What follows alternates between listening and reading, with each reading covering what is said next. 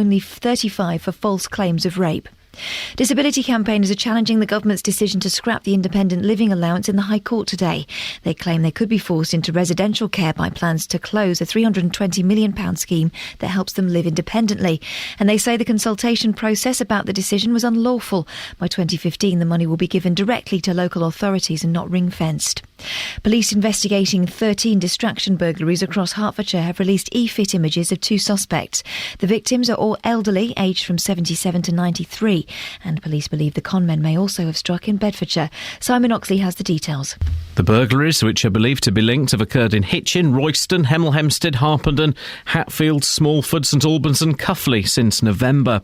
One man distracts the victim by asking to check the water supply, whilst the second commits a burglary. Both are white with Irish accents, aged between 30 and 50. One is very slim, the second larger. In the most recent burglaries, a woman in her late 80s had cash stolen in St Albans, and a woman in her 80s had cash taken in Hemel Hempstead. 4 silver chalices stolen from a church in Watford early this year have been recovered and returned by police.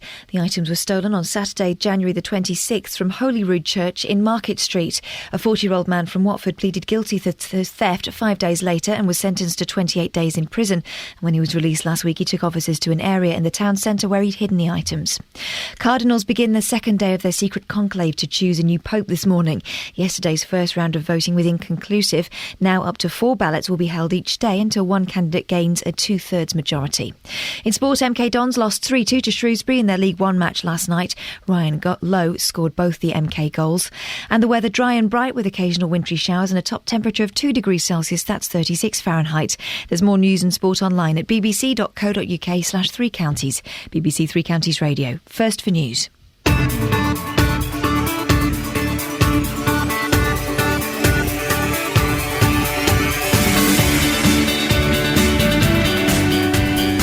Dear listener, this is Iain Lee, BBC 3 Counties Radio. It's Wednesday. Who would have thought we'd live so long to make it to Wednesday, the 13th of March, 2013? I certainly hadn't planned it. It wasn't on my list of things to do, but we're here, so we should blooming well get on with it. Lots on the show this morning, and as always, would like your opinions on it. Parents are considering leaving Bedford because the schools aren't good enough. We'll hear from a man who's worried for his children. With the weather at 2 degrees C, I'll be catching up with the winter shelter in Milton Keynes. And it's the 30th anniversary of the first national no smoking day today. I used to be a smoker, and on no smoking day, would smoke more. 2 fingers up at you, no smoking people. Well, smokers are worried about giving up because they think they'll put on weight. Can you give up smoking without putting on weight? Yes, I would say. Lots of ways to get in touch. Facebook.com/BBC3CR. You can text, although I'm not going to give you the text number just now, I'm going to tease you.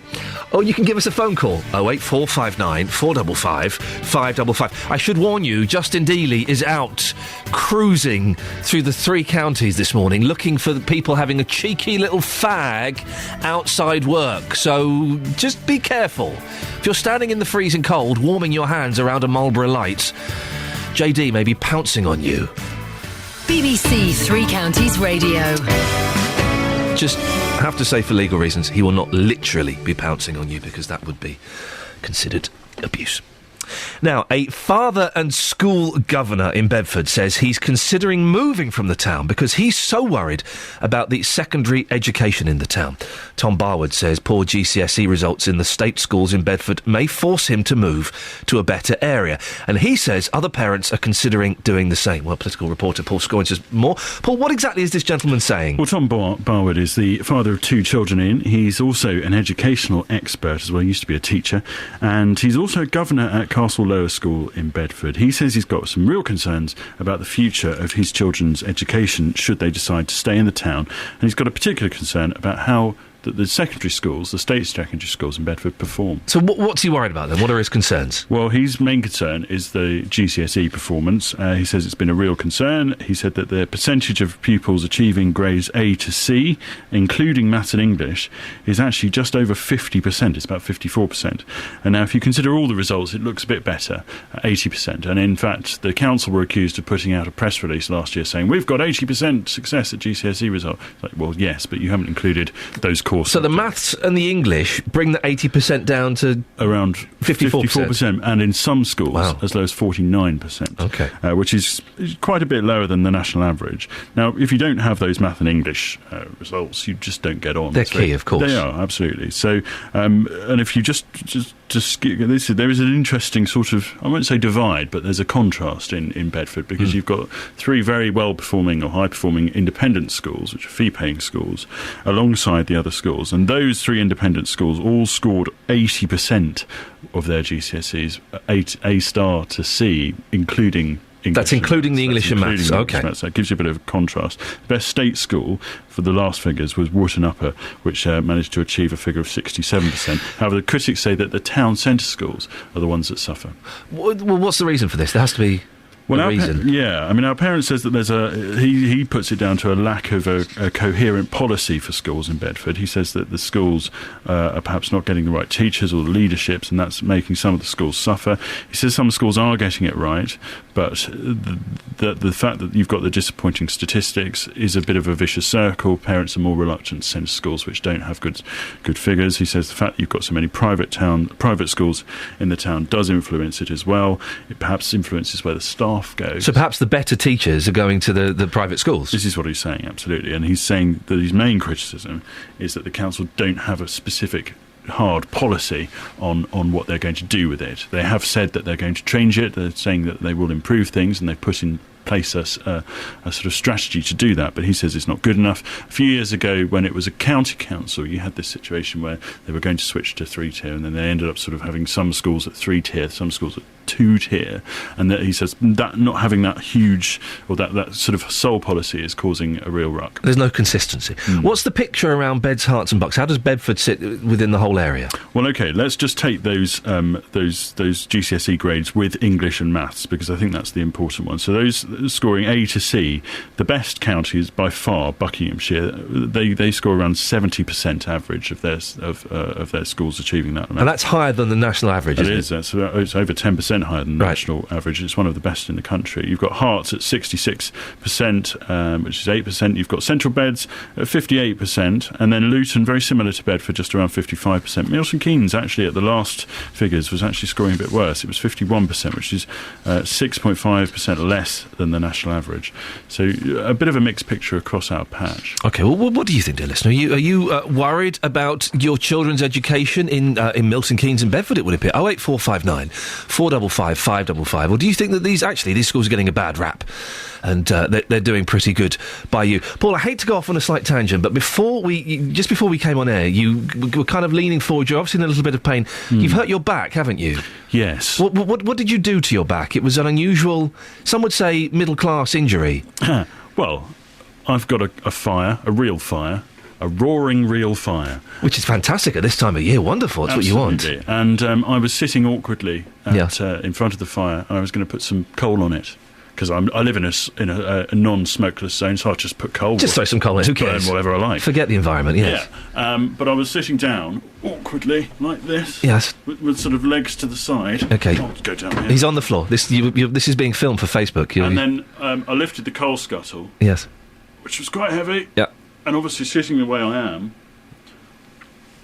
I sort of turned awkwardly. You OK getting up? Just a bit. You all right? Do you need a hand? No. You sit down. Well, I've got a bad back, and I got my bad back lifting a 3-year-old, it was my son, out of his bed to put him into my bed because he was having a little bit of a screaming fit. Dada, help! At 2 o'clock in the morning. So the best thing is just to lift it. And I went down badly and hurt my back. So today we're going to celebrate the magic of the middle-class back injury. Dear listener, you've got a bad back. How did you do it? Was it lifting a child? Was it lifting a coal scuttle? What is this, the 1800s or something? 08459 455 555. How can we find a back injury this morning less deserving of sympathy than a man too lazy to stand up with a coal scuttle? 08459 455 555.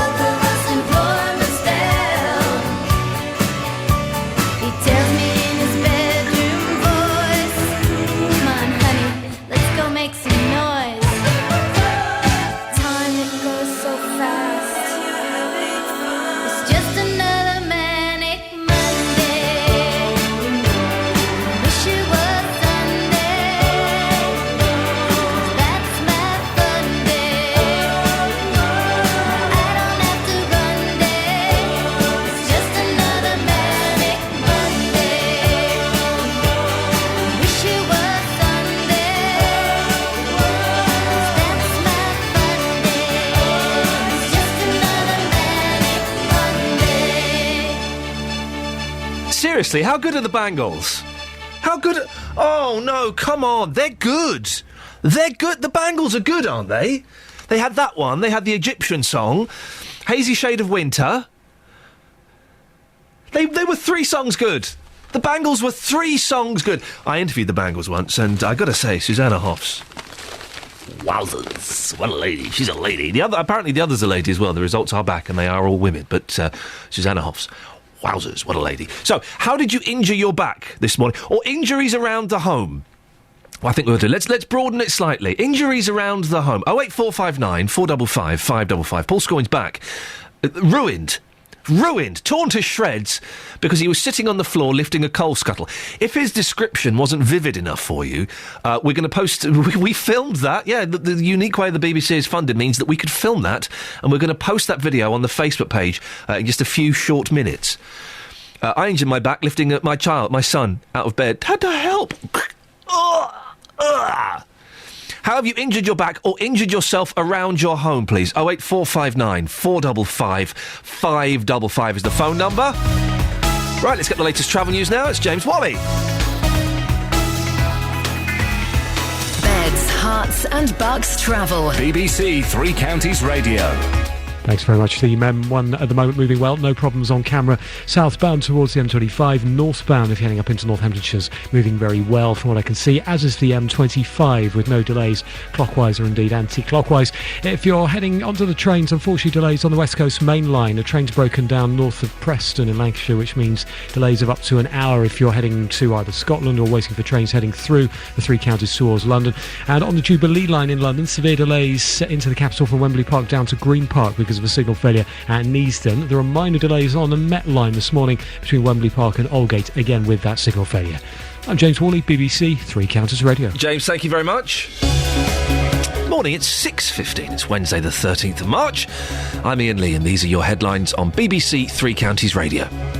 An education consultant from Bedford is so worried by poor standards in the town's state schools, he's considering moving for the sake of his children. Disability campaigners are challenging the government's decision to scrap the independent living allowance in the High Court today. In sport, Luton Town suffered a humiliating 2-1 defeat at home to strugglers Hyde in the conference. The weather today for Beds, Herts and Bucks dry and bright with occasional wintry showers and a top temperature of 2 degrees. Coming up, with the weather being as cold as it is, I'll be catching up with the winter shelter in Milton Keynes. We'll hear from them and find out if they're still open before 6:30 this morning. BBC Three Counties Radio.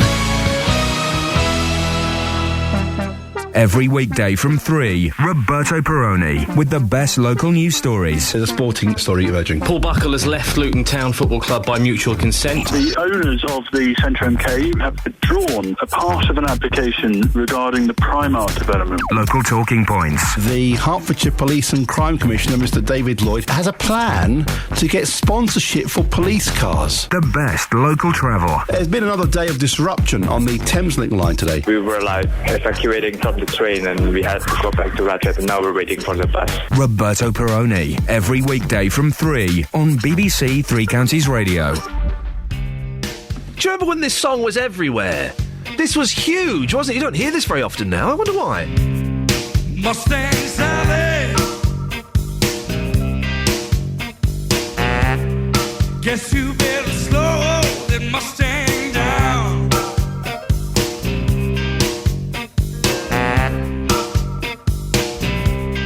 Mustang Sally, now baby, guess you better slow that Mustang down.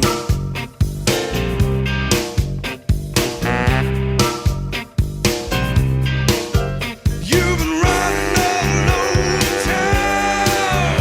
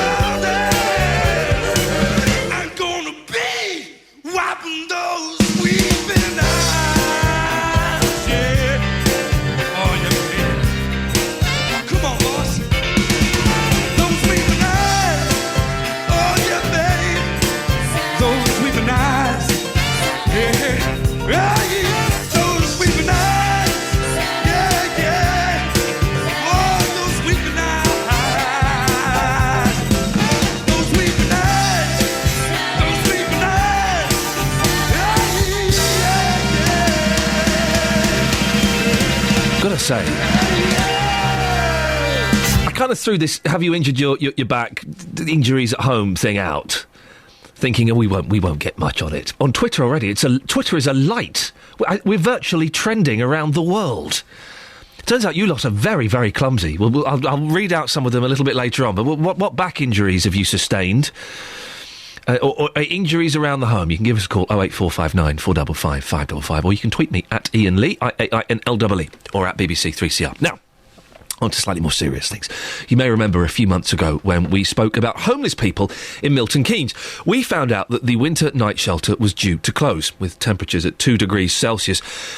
I wanted to find out what's happening now. Well, we can talk to Simon Green, who's the housing manager for Milton Keynes YMCA and is a director of the Winter Night Shelter Project in Milton Keynes. Morning, Simon. Morning, Ian. Now, this winter night shelter was always going to be a temporary thing, wasn't it?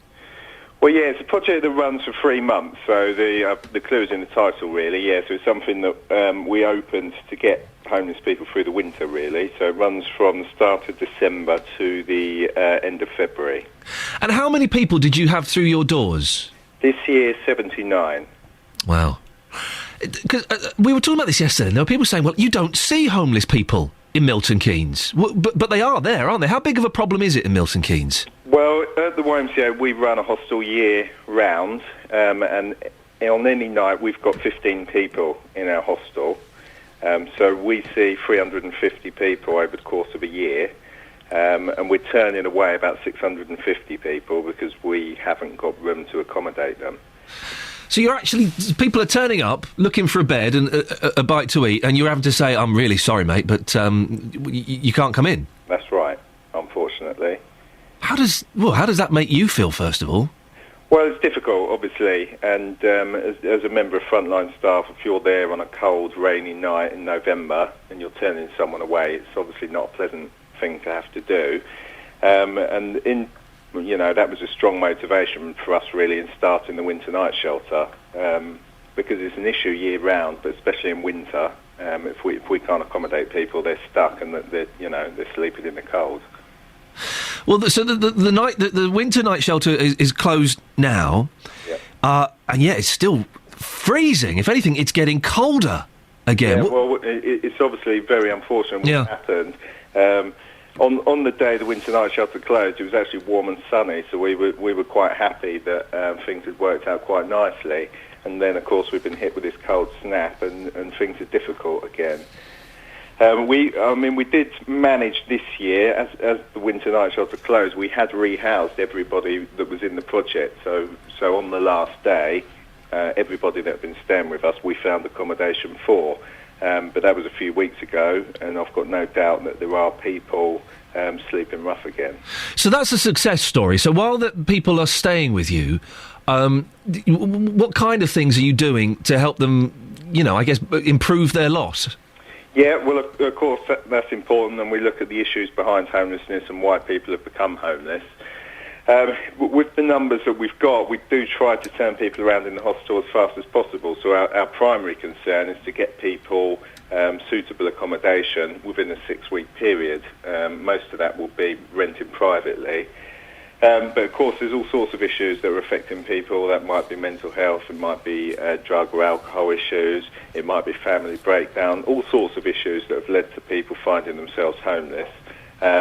And we do what we can to address that, although with the length of time we're working with people, it's more about linking them in with other services who can help in an ongoing basis.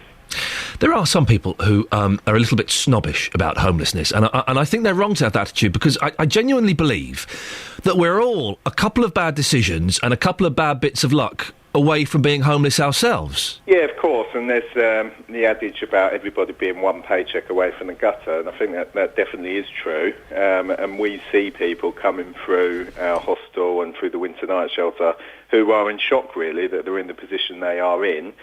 And it's very easy to lose your job and then in a short space of time to sort of use up the good feeling of your friends and find that you haven't got anywhere to stay. And I think it's very important that we as a society have got mechanisms there to pick people up and help them through those difficult times.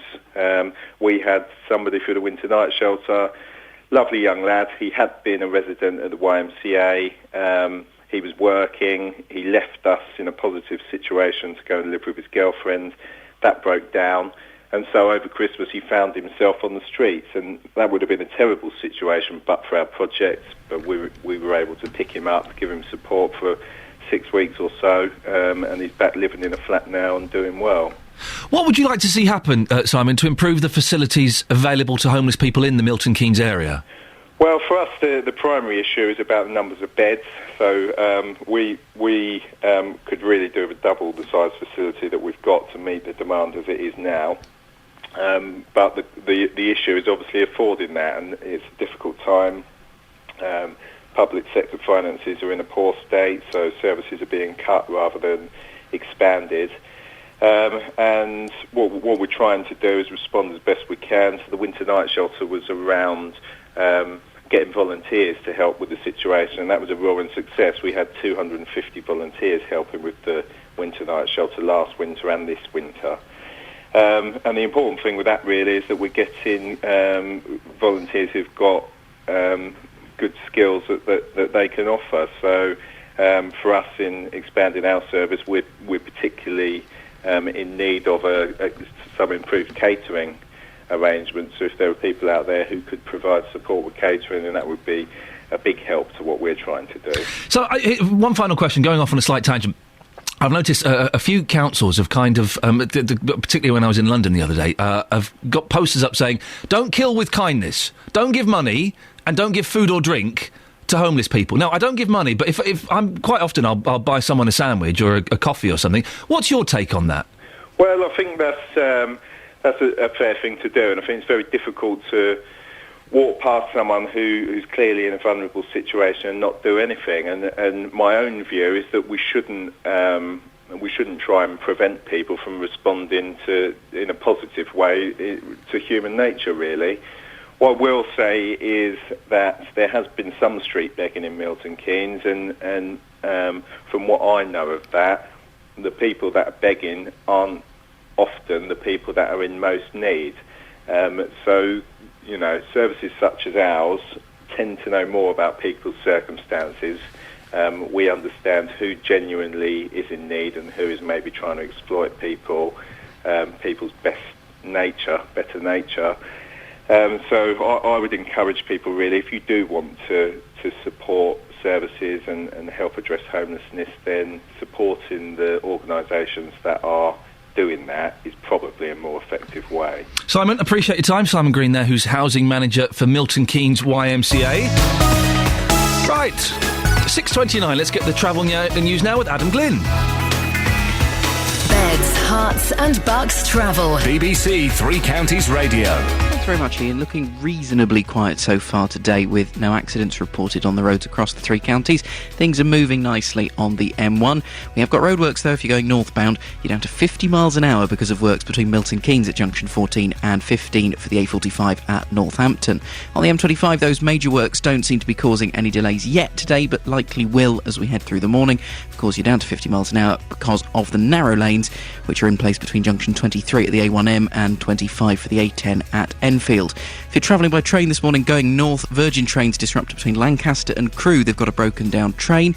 If you're heading to London, the Metropolitan Line tube running with minor delays between Wembley Park and Aldgate. That's down to signal failure at Neasden, unfortunately causing severe delays on the Jubilee line as well, Wembley Park through to Green Park. Adam Glynn, BBC Three Counties Radio. Adam, thank you very much. Let's get the news and sport now with Catherine Boyle. Getting beds, hearts and bugs talking. This is BBC Three Counties Radio. Good morning, it's 6:30, the headlines. An education consultant from Bedford is so worried by poor standards in the town's state schools, he's considering moving for the sake of his children. Disability campaigners are challenging the government's decision to scrap the independent living allowance in the High Court today. And police investigating 13 distraction burglaries across Hertfordshire are warning elderly residents to be on their guard against bogus workmen. Beds, Hearts and Bucks Sport. BBC Three Counties Radio. The Arsenal manager Arsene Wenger has confirmed he's rested goalkeeper Wojciech Szczęsny for tonight's Champions League last 16 second leg tie in Germany against Bayern Munich. Wenger says he's been mentally affected by the number of games he's had to play this season. Lucas Fabianski will be in goal, with the Gunners trailing Bayern 3-1 from the first leg at the Emirates. Barcelona, meanwhile, booked their place in the quarter-finals of the Champions League last night when trailing 2-0 from the first leg in Italy. They beat AC Milan 4-0 at the Nou Camp to win 4-2 overall. Back home, MK Dons' faint League One promotion hopes suffered another blow last night. The Dons lost 3-2 at home to Shrewsbury, with Ryan Lowe scoring both the MK goals. Here's a frustrated Carl Robinson. I'm really shocked. I don't know how words can put that right, because I think anybody who's in the stadium tonight and watched the game and looked at the score at the end, you'd be very, very shocked. Stevenage also suffered defeat in League One. Borough were beaten 1-0 at home to Bournemouth. In League Two, Wycombe Wanderers fought back to earn a 2-2 draw against Rotherham. The Chairboys took the lead in the first half through Joel Grant, but their opponents responded and were 2-1 up with 10 minutes to go before Gary Doherty equalised. Luton Town suffered a humiliating 2-1 defeat at home to strugglers Hyde in the Conference. The Hatters went behind before equalising through Jake Howells, but relegation threatened Hyde scored their winner in the second half, much to the annoyance of the home fans, and manager John Still wasn't impressed either. It's probably as poor of the 4 games, poorest I've seen. I thought first half we were okay, just okay, not better than okay, just okay. Second half, nowhere near it. And that's your latest news and sport. More from me at 7 o'clock. So, Catherine, the video, the exclusive video, and it is exclusive, of political reporter Paul Scoins acting out how he injured his back by lifting a coal scuttle is now, I believe, on the Facebook page, facebook.com/BBC3CR. We're expanding this from back injuries to middle-class mishaps. Catchy little title I came up with, Catherine. You're quite middle-class. Well, I sometimes try. You've pulled yourself up from the gutter, and I applaud you for that. There is a big streak of chav that runs through me like Blackpool Rock. I know. I've seen it, and I didn't really want to. You must have injured yourself. Yeah, I once speared myself on an oil drizzler. I was reaching up into the cupboard, and yes, as the thing I was reaching for fell, as often does in my house, I sort of dropped to catch it and speared myself on that pointy bit, the nib, if you will. Did it go right through your hand? It went through my wrist. I've still got a scar from it. Oh, we'll have a look at that later on. Thank you, Catherine. Cross Beds, Hearts and Bucks. This is Iain Lee on BBC Three Counties Radio. There's some cracking ones on Facebook. On Twitter, sorry. Karen says, my mum hurt her back pulling up her knickers in the loo. Literally got stuck in the loo as she couldn't move. Amy says, my dad broke his wrist lifting me up at a wedding doing that Superman song. That's Black Lace, isn't it? I was about 6. The shame. 08459 455 555 is the telephone number. I want your middle-class mishaps. How did you injure yourself? Other things that we are talking about this morning include... Well, it's the 30th anniversary of No Smoking Day. It's No Smoking Day today. Are you inclined to give up because it's No Smoking Day, or are you going to stick 2 fingers up to them and smoke more tabs? 08459 455 555. Justin Dealey, our smoking correspondent, is roaming Beds, Hearts and Bucks looking for all of you naughty smokers. Here you come again. Just when I've begun to get myself together, you waltz right in the door, just like you've done before, and wrap my heart round your little finger. Here you come again. Just when I'm about to make it work without you, you look into my eyes and lie those pretty lies, and pretty soon I'm wondering leave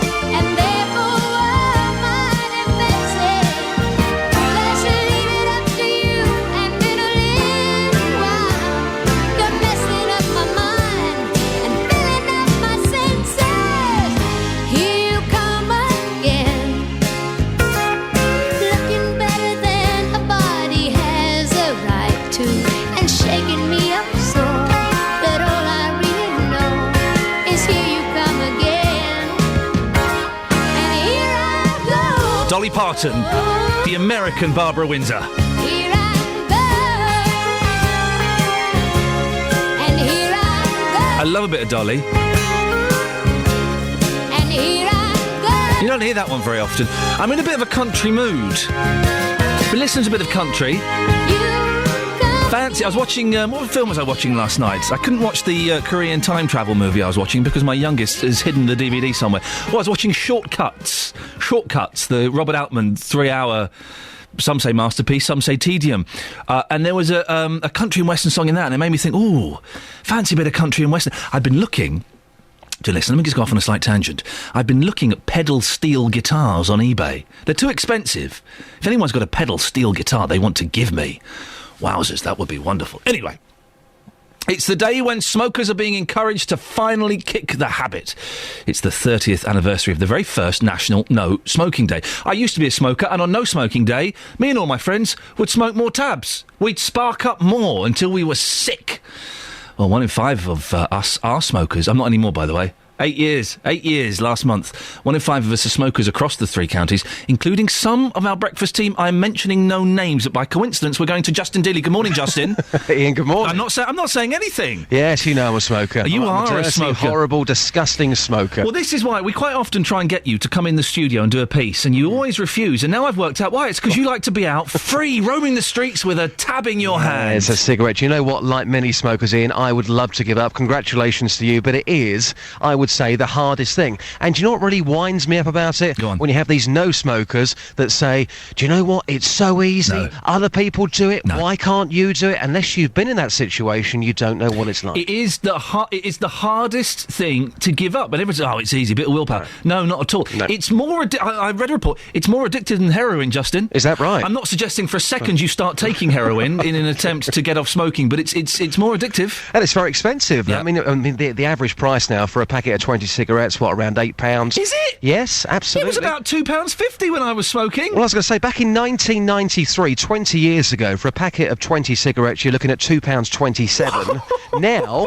you're looking at around £8 over a year. If it's £8 a packet and you're smoking 20 a day, you're looking at £2,920. That's a luxury holiday. Yeah, exactly. So if it's not the health you're worried about, obviously the cost as well. But today, will it make a difference whatsoever? I don't think so. I've been talking to smokers in Lucerne very early this morning, and this is what they had to say. Well, madam, you did give up for 8 months. Unfortunately, you're back smoking again. You're smoking this morning. When you gave up, did you become very stressful, and did you put on lots of weight? Yes, that's true. Well, both? Yes, both. Loads of stress, and I think it's most when you stress at work, you need this. I think you got this feeling that you want to go for a cigarette. It's like 5 minutes break from everything. Just take a break and go back to work. So that's what got you back smoking again, the stress. I think, yeah. Can you see yourself in the near future giving the cigarettes up once and for all? Yeah, of course, I'm definitely going to try, but not yet. Well, Michael, it's not long past 6 o'clock. You're already smoking. How many cigarettes do you smoke a day? 10. Any plans at all to give up? I want to, but not at the moment. And have you ever given up at any point in your life? Yeah. About 8 years ago for nearly 12 months. Okay, now this report out today says that a lot of people fear giving up because they may put on weight. When you did give up, did you put on weight? No. So no. What got you back to the cigarettes then? I don't know, to be honest with you. Okay. One final question for you. When you're outside having a cigarette, yeah, and it's absolutely freezing cold, do you think you look a bit of an idiot? Yeah. You do? Yeah. But more so when it's raining. Right, okay. Yeah. But still, again, that hasn't convinced you to give up at this moment in time. You just can't do it? No. Well, Graham, it's National No Smoking Day. You've got some interesting thoughts on smoking. You believe that it should be reintroduced into pubs. Can you tell us why? Well, just bring more people back into the pubs and get the pubs back up running again. So you think the smoking ban has well and truly killed the pub? Yeah, of course it has, yeah. Well, you can see it. Yeah, a few of my locals are shut down now, but this is, well, as I say, it's a sad world now. As I say, everyone's getting told you can't do this, you can do this, and it's just killed the pub scene. But as a non-smoker, it wouldn't bother you at all if somebody was sitting next to you having a cigarette? Not at all, no. Really? Yeah, it never bothered me. So the only thing that was bad about it was your clothes stunk a bit but nothing major about it. So, get it back in, get more people back in the pubs. That's it. That's life for you. Crack on. Well, sir, how many cigarettes or roll-ups are you smoking every single day? 40. You simply can't give up? No, tried won't, don't want to anymore. No. And how long, when you did try to give up, how long did that last for? A couple of days? 42 days. So, Justin, have you tried to give up? Yes, I have, and I did actually give up for about probably 2 years or so. Why did you go back? Well, it's what this report says today. 31% of smokers, they are putting off giving up smoking because they fear gaining weight. When I did give up, I put on lots of weight. But also, I just felt utterly depressed. Really? And it got to the stage where I went on holiday, I was sitting on the beach in my Speedos, as you do, slapping on the tan, and... Dear God, why would you put that image into my mind? But, yeah, when I was there, I just felt really, really depressed, and there was something missing in my life. And I know it's unhealthy, I know it costs an absolute fortune, but I think once you're a smoker, yes, you can give up, but you will always be a smoker at some point. I don't want to down Dealey, I don't want to depress Dealey. Yeah. But it could be when you go to a party or something like that, you might have the odd one. Every single day, once you do give up, you're fighting it, and that fight does become very tiresome. Did you, because we asked you to give up television the other week, and you lasted, I think, 11 minutes. Yes. Did you employ the same technique for smoking? Well, I gave up slightly longer. Okay. I did, but every single day, it was a battle. It was like you were fighting something, minute by minute, hour by hour. Even when you gave up the fags, you still wanted one. I just couldn't live my life like that. Justin, where are you off to today? I'm going to be, obviously, in Luton right now, probably off to Harpenden next, talking to more dirty, filthy smokers, because it is No Smoking Day. You've heard the people already. It's made no difference here in Luton. In Harpenden, will it make a difference? Well, stay tuned. After 7, you'll find out more. Justin, thank you very much indeed. Now, here is one of the most beautiful songs ever written. To lead a better life, I need my love to be here,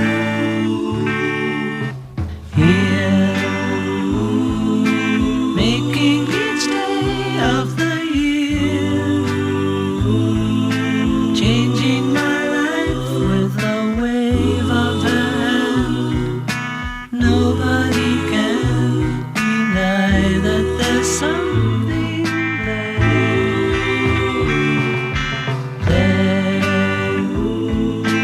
running my hands through her hair, both of us thinking how good it can be. Someone is speaking, but she doesn't know he's there. I want her everywhere, and if she's beside me, I know I need never care.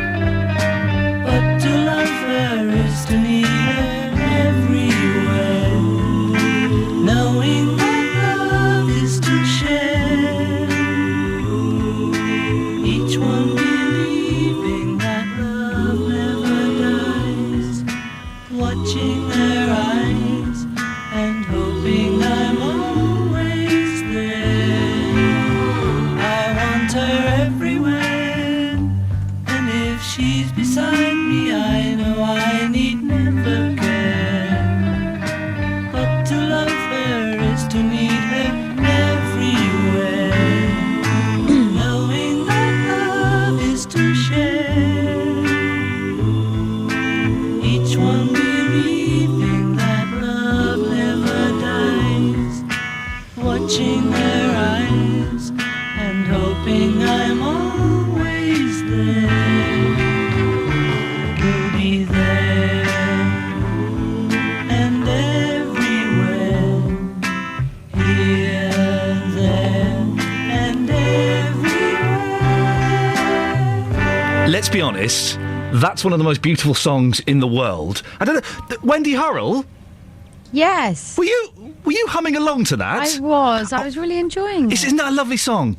Yeah. I may have accidentally knocked your fader open for the last 20 seconds or so. Oh, well, that was the worst 20 seconds.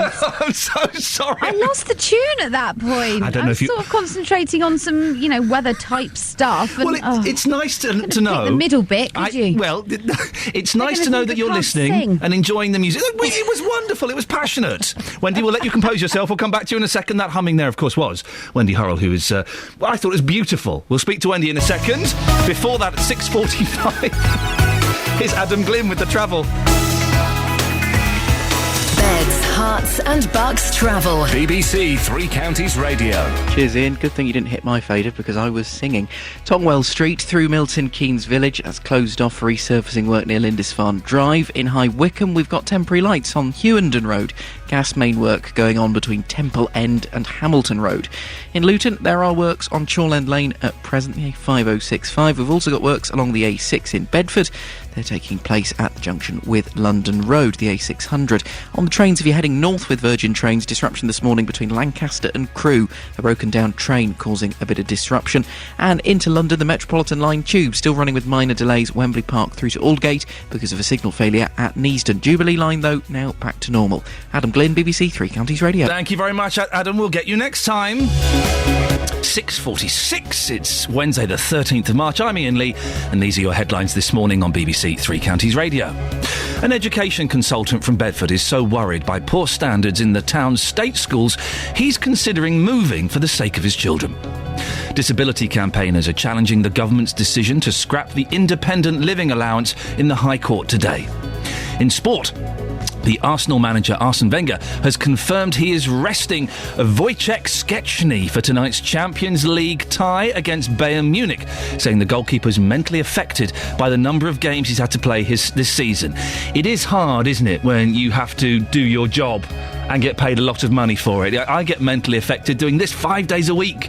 Can I get rested tomorrow?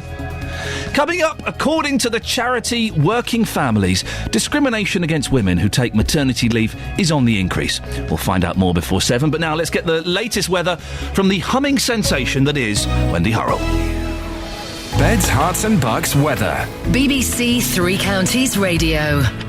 Yeah, I'm resisting the temptation to hum this weather. Oh, please do, Wendy, please. No, I've got important information to impart, so yes.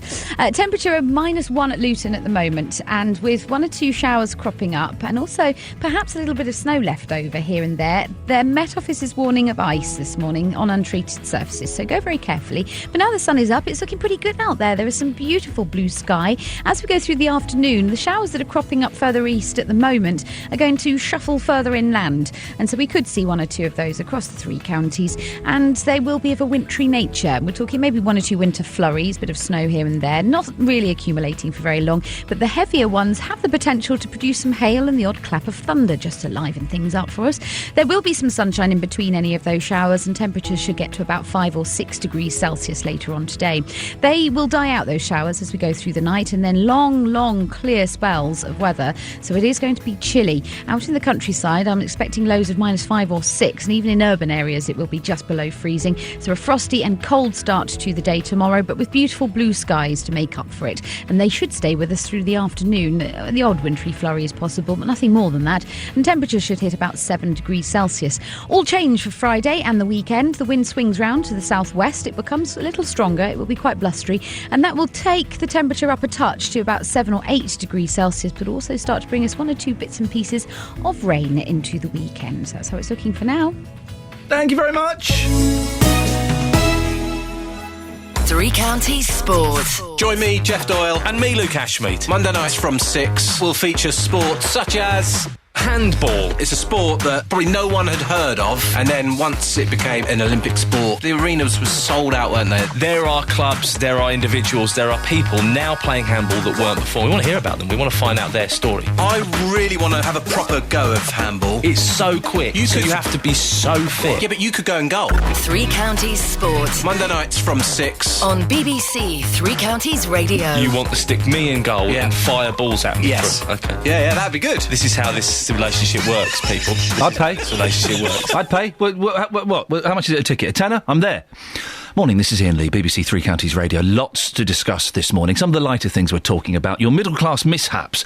How have you injured yourself at home? If you want to see the video of our political reporter, Paul Scoynes, reenacting his injury where he attempted to lift a coal scuttle. Middle-class problems.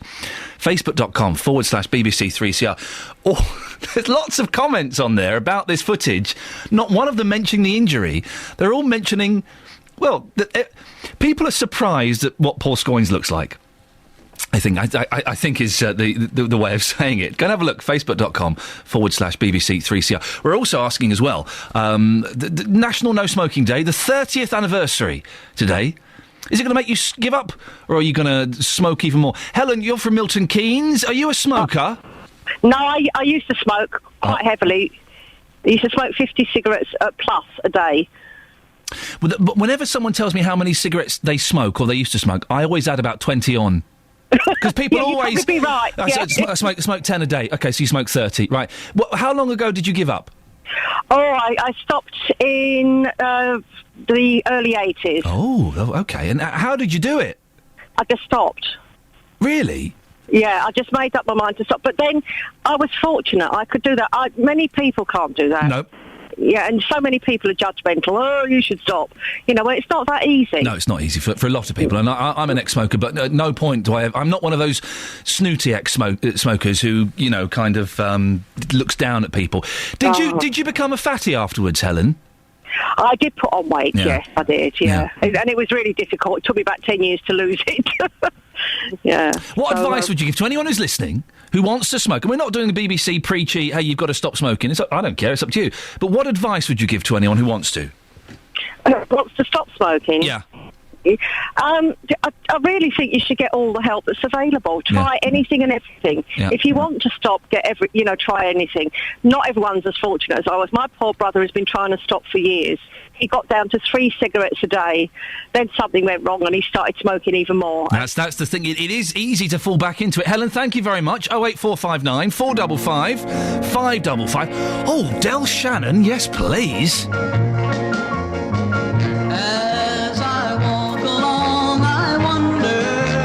What went wrong with our love, although love was so strong?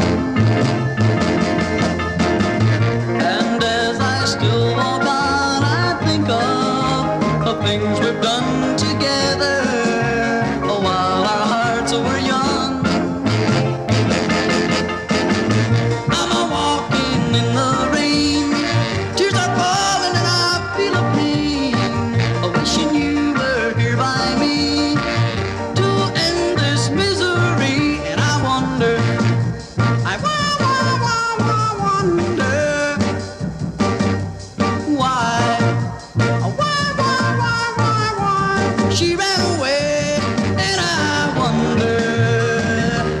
She will stay, my little runaway. Run, run, run, run, run away.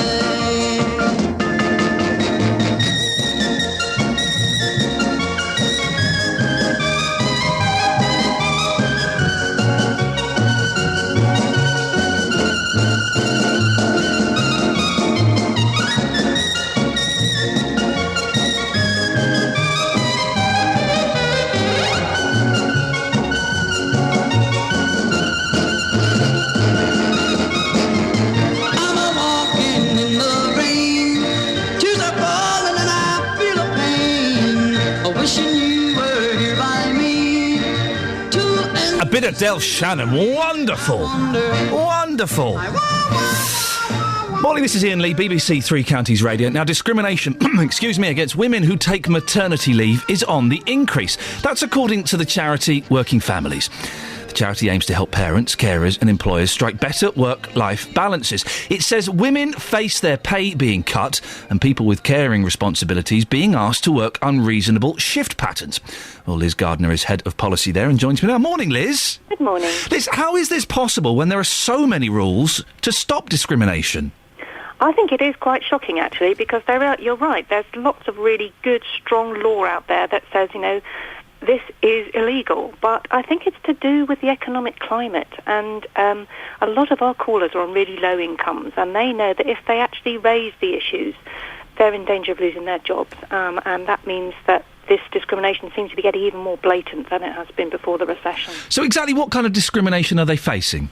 Well, all kinds. I mean, we do have the extreme examples of women who are actually just sacked when they're pregnant. We had one employer that told her employer that one employee who told her employer she was pregnant, and she was said, well, they said you can take 3 months of maternity leave when she's entitled to 12, or you can have your P45. And there are those really blatant examples. But there's also lots of undermining of women as well. So perhaps they're sidelined when they're pregnant, or they're demoted when they come back from maternity leave. So it's quite a range of problems here. I can slightly... Listen, that's saying you can have 3 months or you can get on your bike, love, is outrageous. But I'm trying to imagine if I were a small businessman and I employed maybe, 4 people, I can see an argument for being slightly reluctant to employ women because they might take maternity leave, whereas a gentleman wouldn't. Do you see what I mean? If things are tight anyway, then having to pay someone to go on maternity leave and then get someone else in for 9 months, 12 months, it could be a problem, couldn't it? Well, I do understand that, having to arrange cover for maternity leave, is not something that you're going to say that's great. But, there's an awful lot of myths around this. First of all, employers recoup all the cost of maternity pay. If they're a small employer, they get all their money back from the government. So, it's not about the cost.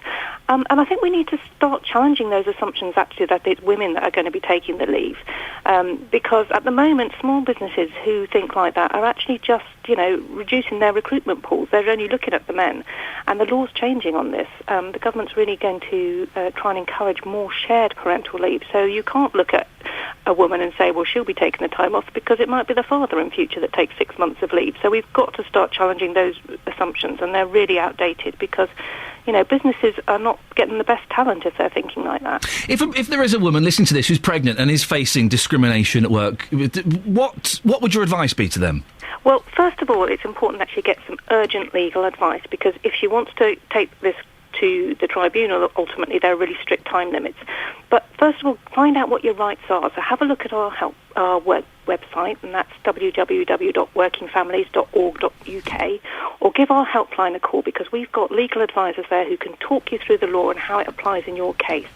Can I give you our helpline number? Yes, of course you can. It's 0300 012 0312, and if you can't get through on that, send us an email at advice@workingfamilies.org.uk. Liz, thank you very much. We've got to end it there because we're running out of time. That's Liz Gardner, Working Families. You can Google them as well if you can't find them. Have you been discriminated against because you're pregnant? Because you want to take maternity leave? That's the first question. And if you are the boss of a small company, and I'm not talking about Boots or Tesco's or John Menzies, I'm talking a small, you employ 4 people, would you be slightly more reluctant to employ a woman because you think, well, she's 25, in a couple of years she might want to go off and have babies? Have you thought like that? 08459 455 555. By the way, Paul Scoins is fighting back on Facebook. It's getting nasty out there. Here's the travel with Adam. Beds, Hearts and Bucks travel. BBC Three Counties Radio. And on the M25, things are starting to slow down. Anti-clockwise, it's busy from the M1 at junction 21 to 19 at Watford. It's also slow anti-clockwise entering the stretch with the roadworks at junction 25. So from there through to 23 at the A1M, do expect things to be quite busy. Starting to slow on the A1 if you're going toward Boreham Wood, southbound between Stirling Corner and Apex Corner. Traffic is getting busy.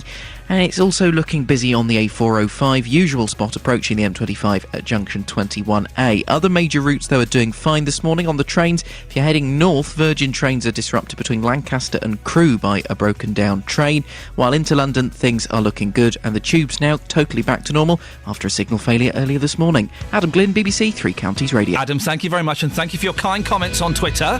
This is Iain Lee, BBC Three Counties Radio.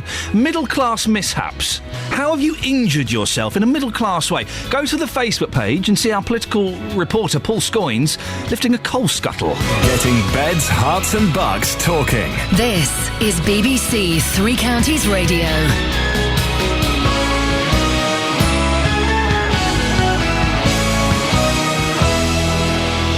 Good morning, it's 7 o'clock. I'm Catherine Boyle. The headlines: concern over standard of Bedford state schools, bogus caller warning as distraction burglars target Hertfordshire, and cardinals gather for day 2 of the papal conclave. BBC Three Counties Radio. An education consultant from Bedford is so worried by poor standards in the town's state schools he's considering moving for the sake of his children. Trainee school inspector Tom Barwood is particularly concerned by the area's GCSE results, as our political reporter Paul Scoins explains. Mr Barwood, who's a former teacher and governor at a local school, says he's prepared to relocate his 2 children. Such is the concern he has about the offering of the secondary schools. He says just 54% of pupils achieve the top marks with English and maths, which is lower than the national average. The council says schools have been told to improve and a strategy is in place to do this. Government plans to end a scheme which helps people with severe disabilities to live at home will be challenged in the High Court later. Lawyers acting for a group of disabled people will argue that the Department of Work and Pensions has failed to carry out proper consultations on phasing out the Independent Living Fund. The American health expert appointed to lead a review of patient safety in England has said he wants to turn anger about the scandal at Stafford Hospital into action. Professor Don Berwick, a former advisor to President Obama, said there was no reason why the NHS could not be the safest healthcare system in the world. He said he sympathised with the families whose loved ones died because of abuse and neglect at Stafford. I would say to them, I know you're angry. I'm angry too. And yes, proper inquiry and accountabilities, of course, we need to pursue that. But let's remember, the best testimonial to the suffering of you and your family would be a healed and better NHS for the future. Police are linking the robbery of a shop in Milton Keynes on Monday afternoon with a similar incident in the area last month. Monday's robbery happened at the Tesco Express store in Greenlees. A member of staff was threatened with a knife and cash taken from the till. Police believe a white man of around 30 who's thought to be local also robbed a shop in Connyborough on the 22nd of February. Catholic cardinals will today resume their deliberations about who should be the next pope.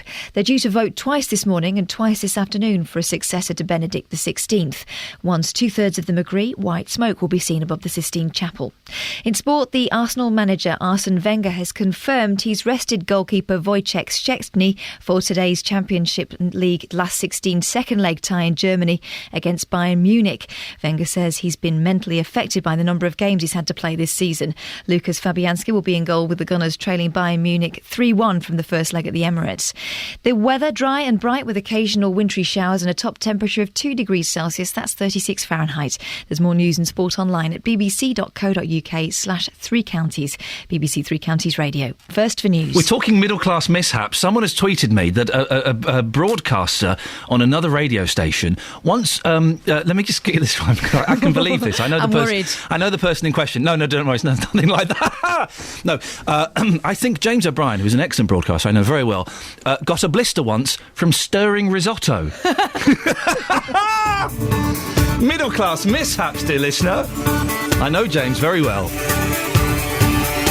I can totally believe it. A blister from stirring risotto? I think I've heard him tell that story as well. We are asking you this morning...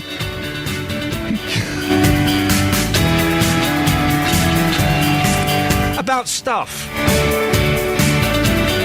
We're talking about the problem of homeless people in Milton Keynes. Are schools good enough in the 3 counties? We'll be looking at schools in particular in Bedford. Would you move out of the area to get your kids into a better school? And after the shock revelation that political reporter Paul Scoynes injured his back lifting a coal scuttle, we're asking for your middle-class mishaps. Problems you could have avoided, but... well, middle-class life is just so difficult.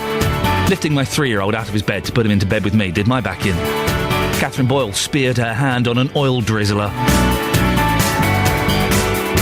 Lots of ways to get in touch. If you want to go and argue with political reporter Paul Scoynes, who's having a meltdown, it would appear, then go to Facebook. Facebook.com/BBC3CR. You can text 81333. Start your text 3CR. Put your name on, please. Or you can give us a call, 08459 455 555. BBC Three Counties Radio.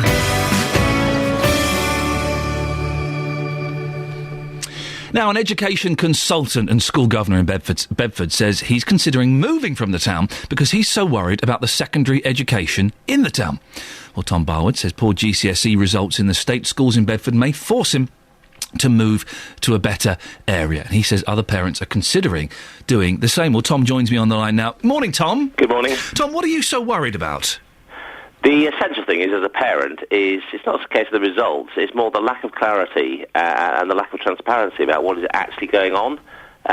So as a parent, you want to make informed decisions, and it's very, very hard when you're not given any clear and genuine information upon which to make those decisions. So what information are you saying is perhaps slightly muddied? Everything from which school you go to, what the school actually has to offer, and more importantly, what is the kind of borough-wide vision they have for where our schools are going to go. We've gone back and forth in a kind of yo-yo motion. We've gone 3-tier, 2-tier, 3-tier, some schools going 3-tier, some saying 2-tier. We have an academy. Just for those people who don't know, Tom, what does 2 tiers and 3 tiers mean? So basically, in Bedford, we still predominantly have the system where we have lower schools, and then as a transition point, your children go to a middle school, and then finally they go to an upper school for the kind of last 3 years of their education up to 16. Right. And you're saying there's no kind of clear policy in the area on what's right and what, they're following different plans? Well, absolutely. And I suppose I speak of three points. One as a parent of 2 small children. My children are only 6 and 4, but there are progression routes that you kind of look at, and you want to have a degree of clarity around those. I have 2 businesses I run from my home, and we have to think about a long-term view as to where we're going to run those businesses from, and a big part of that is whether that fits with family life. And if the local schools are not going to provide that clear progression route that you think will best serve your child's needs, then you start to look elsewhere as to what can happen. And so you are seriously considering moving out of Bedford to get your kids into a school that you support and you think is good enough? No, I wouldn't go as far as that, actually. I would say that I live in Bedford. I've lived here for 20 years. I moved here for 2 weeks 20 years ago. I stayed for those other 19 years and 50 weeks because I absolutely love the place. It's the best town you could ever want to live in. And that's the thing that frustrates me, is I'm an educationalist. I go to schools all over the country. It doesn't need to be like this. We have a democratically elected mayor. We have a unitary authority. We should have all the power and all the control to have one of the best education systems in the country. We've got great schools and we've got great kids, and we have some really, really hard-working, dedicated head teachers and teachers. I know many of them. They're really passionate about what they do, and they try their hardest, but constantly they're stymied by the powers that be just not having any real plan. As a governor, we're sent vision documents that are anything but, and I just don't know why nobody has the kind of ability or courage to stand up and say, this is where we're going, this is what we're going to do. And every time we go back to the same answer, we were going to go 2-tier, but then the government pulled the plug, took away our money, we didn't get building schools for future money, and we have a half-hearted kind of mishmash between the two. But it just leaves parents a bit like kind of passengers of a certain kind of cheap airline standing at the airport wondering, well, when is the plane going to arrive? What do I do? And it's just lack of information. Well, Tom, we're going to be speaking to the council later on in the show. What would you say to them? What would I say to them? Stand up, decide what you actually really think is best for the town, and actually make a statement about what you're going to do. Do some clear policies. We have a different policy coming out every kind of few weeks that is then retracted and changed, and open it to consultation. Ask the people of Bedford what they want. Too often it seems to be the case that people talk about our good education system. We have some fantastic independent schools here, but it shouldn't be the case that that's something you feel you have to do rather than something you choose to do, and that somehow if you end up going to state schools, well, that's the best you can expect for, so don't complain. Do you think that the state schools are suffering because of the private schools in the area? No. It's a huge choice to make to decide to send your child to a fee-paying school, and there are plenty of towns where fee-paying schools exist and coexist very easily and happily alongside state-maintained schools, and you'd have to look at the newer emphasis on those independent schools becoming more involved with the maintained sector. The Harper Trust are one of the main sponsors of the Academy, that the two can actually really benefit from each other. I think people send their children to an independent school for many other reasons than just the education on offer. Have you spoken to other parents about this, Tom? What's their view? Well, I am the community governor of our local lower school. I'm very active in the community. I speak to a lot of people, and people say the same thing over and over again. It's just a lack of clarity. People are caught in the headlights, just frozen, not knowing what's the best thing to do. What do I do to best serve my child? And we can't. People don't want to afford to leave their children at the kind of mercy of somebody else's indecision and wavering. Tom, thanks very much. Tom Barwood there, who is a parent, who lives in Bedford. He's also an education consultant and a school governor. Well, what do you think? Let's start with Bedford in particular. Are you happy with the schools, with the system they've got? Do you think, like Tom, there's a lack of clarity in their education plan? 08459 455 555. And also around Beds, Herts and Bucks. How far would you go to get your kids the best education? We just moved, and the boys are 3 and 1, and we had to look. You have to do that thing of looking at Ofsted reports and school reports, and, well, this is a really nice house, but are we in a good catchment area for a good school? Would you move out of your area to get your kids into a better school? They're clamping. I remember there was a couple of years ago, there were lots of people who were sort of buying flats, right on the doorstep of a good school, then renting it out so that they would be in the catchment area. They would look like they're in the catchment area. But would you actually move if your kid didn't get into the school you wanted, or there weren't any particularly good schools around you? Would you move somewhere else? How far would you go? 08459 455 555.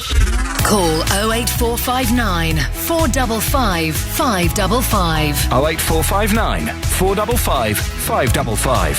BBC Three Counties Radio. We're looking as well this morning for your middle-class mishaps, injuries that you could only have got through being vaguely middle class. The political reporter Paul Scoynes, if you go to facebook.com/BBC3CR, you will see him reenacting. It's on a par with a Crime Watch reenactment. It's horrific, it's upsetting, but you just can't stop watching it. You'll see Paul reenacting the moment recently when he attempted to lift a coal scuttle whilst seated. And coal scuttles, when they've got coal in, I don't know if you know, they're quite heavy. They're quite heavy. Karen on Twitter says, my mum hurt her back pulling up her knickers in the loo. Literally got stuck in the loo and couldn't move. That's a horrific image, really, Karen. Candy Kisses. Ooh. Says, the first time during military training, an idiot messed about on a hillside and I ended up being slammed into a tree stump. Dean says, I sneezed whilst eating my packed lunch at school. My mouthful of sandwich and crisps ended up all over my mate. But that's not an injury to you, you'd think. He goes on to say, I got punched. Yvonne Louise says, as a teen, I once accidentally skateboarded into a wheelie bin. I was a terrible skater. 08459 455 555. Dean says, I did my back doing the windmill at the age of 40. Still got it. Still got it. Middle class and household injuries, what have you done? 08459 455 555. And it's the 30th anniversary, excuse me, of National No Smoking Day. Do you smoke less? Listen to me, my smoker's voice is coming back. Isn't that funny? I used to sound like that. I used to smoke a lot, and I stopped 8 years ago, and it was the best thing I ever did.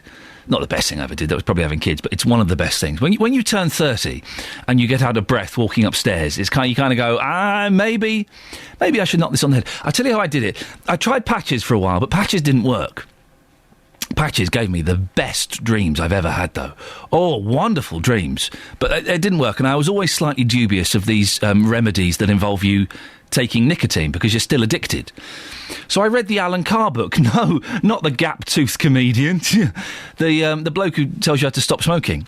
I read it and pretty much stopped smoking. That was it. You smoke while you're reading it, and at the end you go, I don't really fancy smoking anymore. And I stopped. That was 8 years ago. Last month.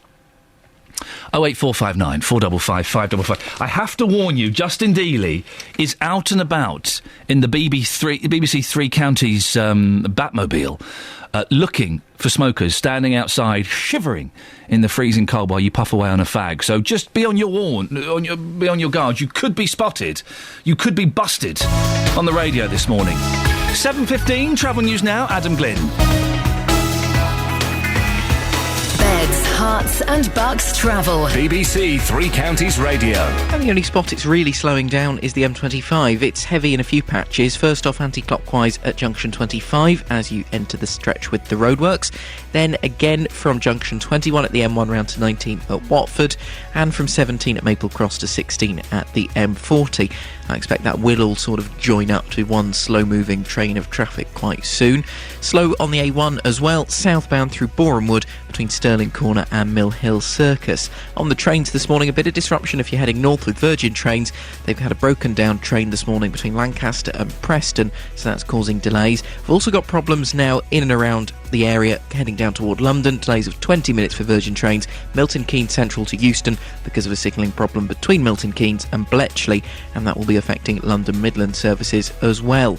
Adam Glynn, BBC Three Counties Radio. Thank you, Adam. I've just been informed that the story I read out about skateboarding is not a middle-class mishap. It's actually a working-class woe, and we'll be doing that on Friday, so apologies for that. Morning, it's 7:16. It's Wednesday, the 13th of March.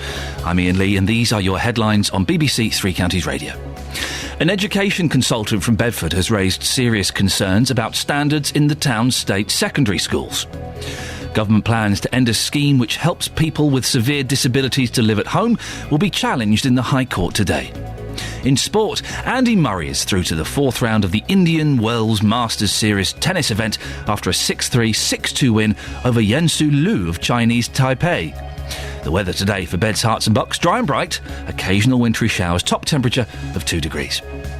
Coming up, hostels helping the homeless in Milton Keynes are under pressure as the cold snap continues and waiting lists of people waiting for food and shelter grow. We'll hear more before 7:30. If you want to get in touch, 08459 455 555. BBC Three Counties Radio.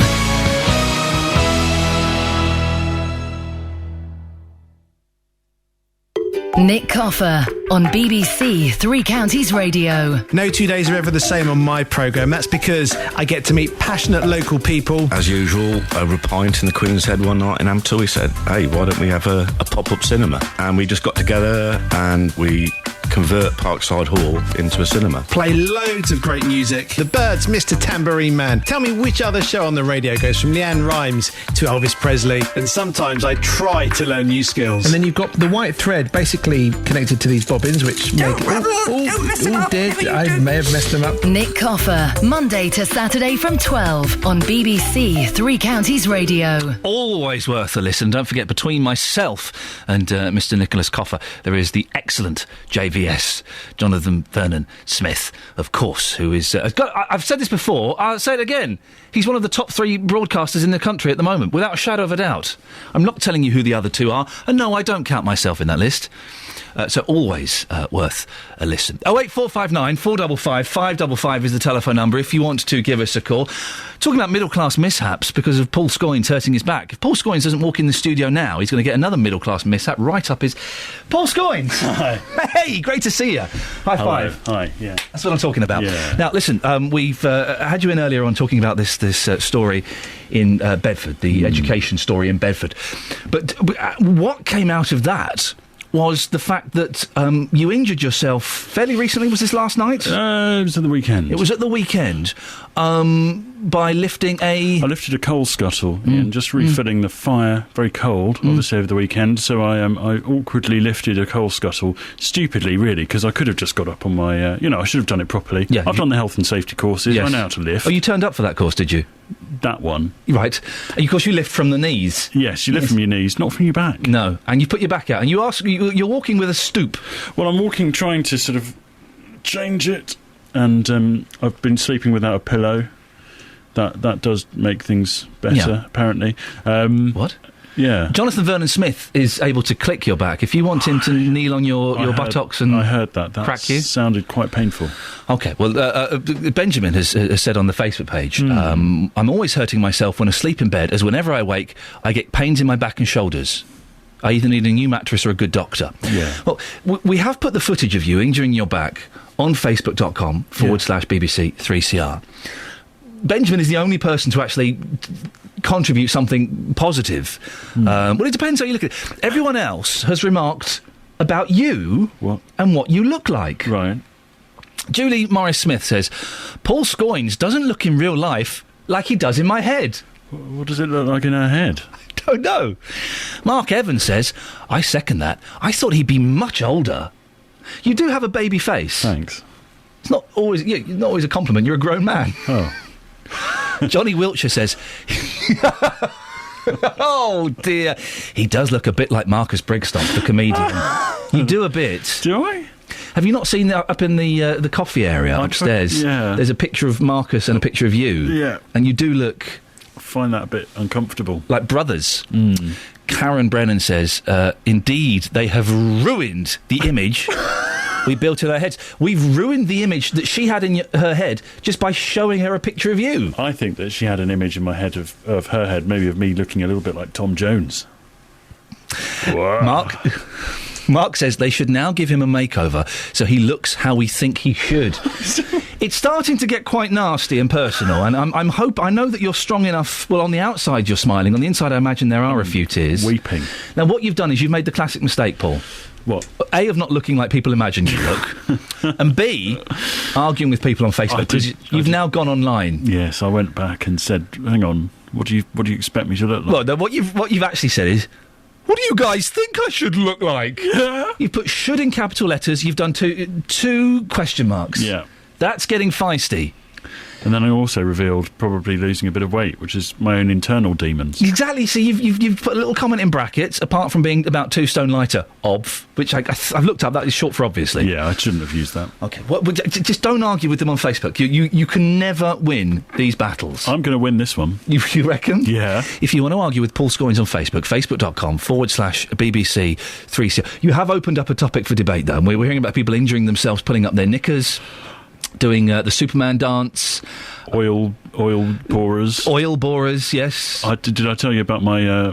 I hurt myself trying to cook Heston Blumenthal's triple cooked chips. How did you do that? Well, you have to fry them 3 times. Yes.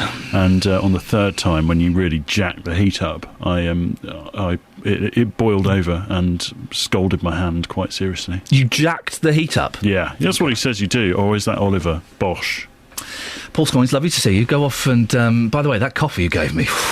Delicious. Wowzers. Yeah. Wowzers indeed. That's Paul Scoins there, our political reporter. Facebook.com/BBC 3CR if you want to have a look. And do let us know how have you injured yourself at home? Give us a call and let us know. On to slightly more serious issues. You may remember a few months ago we spoke about homeless people in Milton Keynes. We found out the winter night shelter was due to close. It was a temporary shelter, only open for a few months. But with the weather being so cold recently, it's been flipping freezing. Well, I wanted to find out exactly what is happening. Well, earlier on in this show, we spoke to Simon Green. He's the housing manager for Milton Keynes YMCA and is director of the Winter Night Shelter project in MK, which has now closed. On the day the Winter Night Shelter closed, it was actually warm and sunny, so we were quite happy that things had worked out quite nicely. And then, of course, we've been hit with this cold snap, and things are difficult again. We did manage this year, as the Winter Night Shelter closed, we had rehoused everybody that was in the project. So on the last day, everybody that had been staying with us, we found accommodation for. But that was a few weeks ago, and I've got no doubt that there are people sleeping rough again. One final question, going off on a slight tangent. I've noticed a few councils have kind of, particularly when I was in London the other day, have got posters up saying, don't kill with kindness, don't give money, and don't give food or drink to homeless people. Now, I don't give money, but if I'm quite often I'll buy someone a sandwich or a coffee or something. What's your take on that? Well, I think that's a fair thing to do, and I think it's very difficult to walk past someone who's clearly in a vulnerable situation and not do anything. And my own view is that we shouldn't try and prevent people from responding in a positive way to human nature, really. What I will say is that there has been some street begging in Milton Keynes, and from what I know of that, the people that are begging aren't often the people that are in most need. So, services such as ours tend to know more about people's circumstances. We understand who genuinely is in need and who is maybe trying to exploit people's better nature. So I would encourage people, really, if you do want to support services and help address homelessness, then supporting the organisations that are doing that is probably a more effective way. Ivan Palmer was homeless until he secured a place at the Fishermead Hotel. My relationship had broken down, and I had to leave my property. There was children involved, so I had to leave, and I had nowhere to live. You know, it just happened suddenly like that. First night I spent in my car, and it started from then. Did you know where to go next after that? No, to be honest, didn't know where to go or what to do. As I said, it started from my car the first night when I realized that I couldn't go home because of what had happened. And under the circumstances, I just couldn't go home, didn't know where to go. How did you end up at Fishermead Hostel? Well, it was about 3 months afterwards from a car sofa surfing that I heard someone had been through the orbit and said is a possibility that you could go there and apply and see how it goes from there. So that's what I did. How difficult was that 3 months when you were sofa surfing? Oh, well, put it this way. I've lost so much weight that when people looked at me, I was like a reproach unto them. I mean, speaking to you now, to be honest, I really, really feel like breaking down and cry because it was so scary. Really, really a scary place. You don't know what's going to happen after. You don't know where you're going to have a bath. If it wasn't for like friends that, at times give you the opportunity to maybe stay a night or two at theirs and have a shower. Sometimes at theirs, it's like really like the end of the world. And it's like being a man is like, it's like you're a demon. So, it's like being a man is even worse. I don't know what it's like for a woman, really, but I can only speak from my experience. I've been to the council, I explained the situation, and it doesn't matter. Don't care whether you sleep under a bridge or you're nobody, really. Nobody. It's scary. How much difference has the hostel made? What kind of support's available here? Oh my gosh, it made a lot of difference. As a matter of fact, it was like a prayer being answered, to be honest with you. When you get accepted in the hostel and the day after you wake up finding yourself in a bed and you look at you've got 4 walls around you and you look, you've got a little fridge, you've got a little sink, and you step out the doors and you've got bathroom and hygienic facilities, and wow, it's like, I don't know what heaven is like. I believe there's a heaven, but I think it was the closest thing. It was the closest thing. Honestly, I was so glad. I got up in the morning and I said, you know what? I said, thank you, Lord. It was a good feeling. Yeah, honestly. That's Ivan Palmer with a very powerful story. And a lot of people do look down on homeless. I genuinely think we're 1 or 2 bad decisions and 1 or 2 bad bits of luck away from being in that situation ourselves. Your marriage breaks down, you lose your job.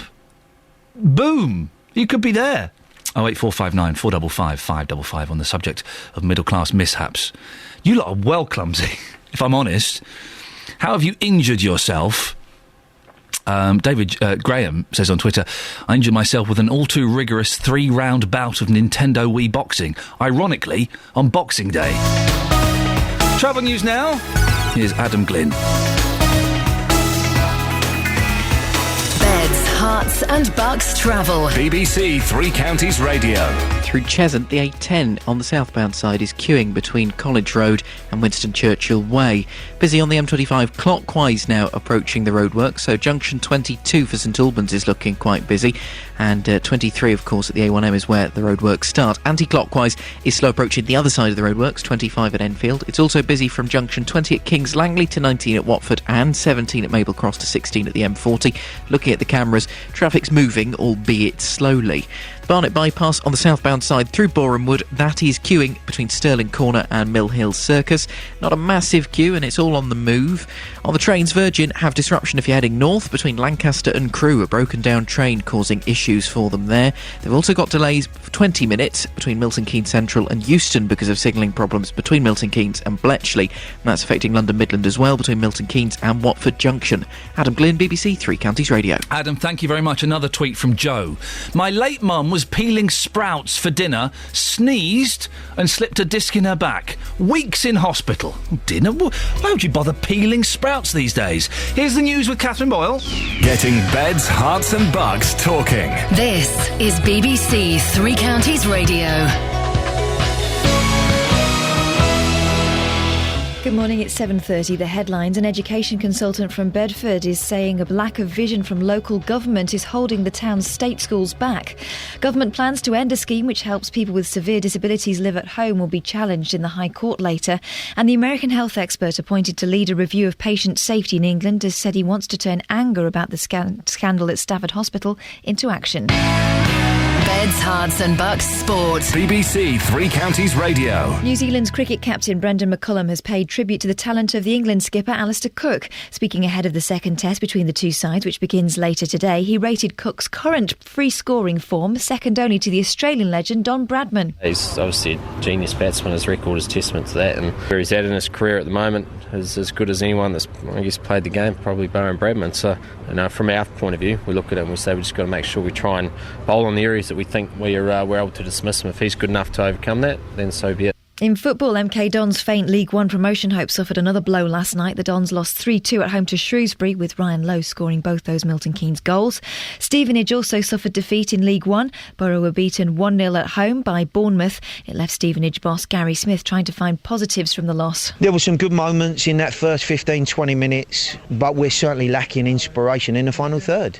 No lack of effort, no lack of determination and will to try and get back in the game. It's those finer points that are going to be the difference now. In League Two, Wycombe Wanderers fought back to earn a 2-2 draw against Rotherham. The Chairboys took the lead in the first half through Joel Grant, but their opponents responded and were 2-1 up with 10 minutes to go before Gary Doherty equalised. Luton Town suffered a humiliating 2-1 defeat at home to strugglers Hyde in the conference.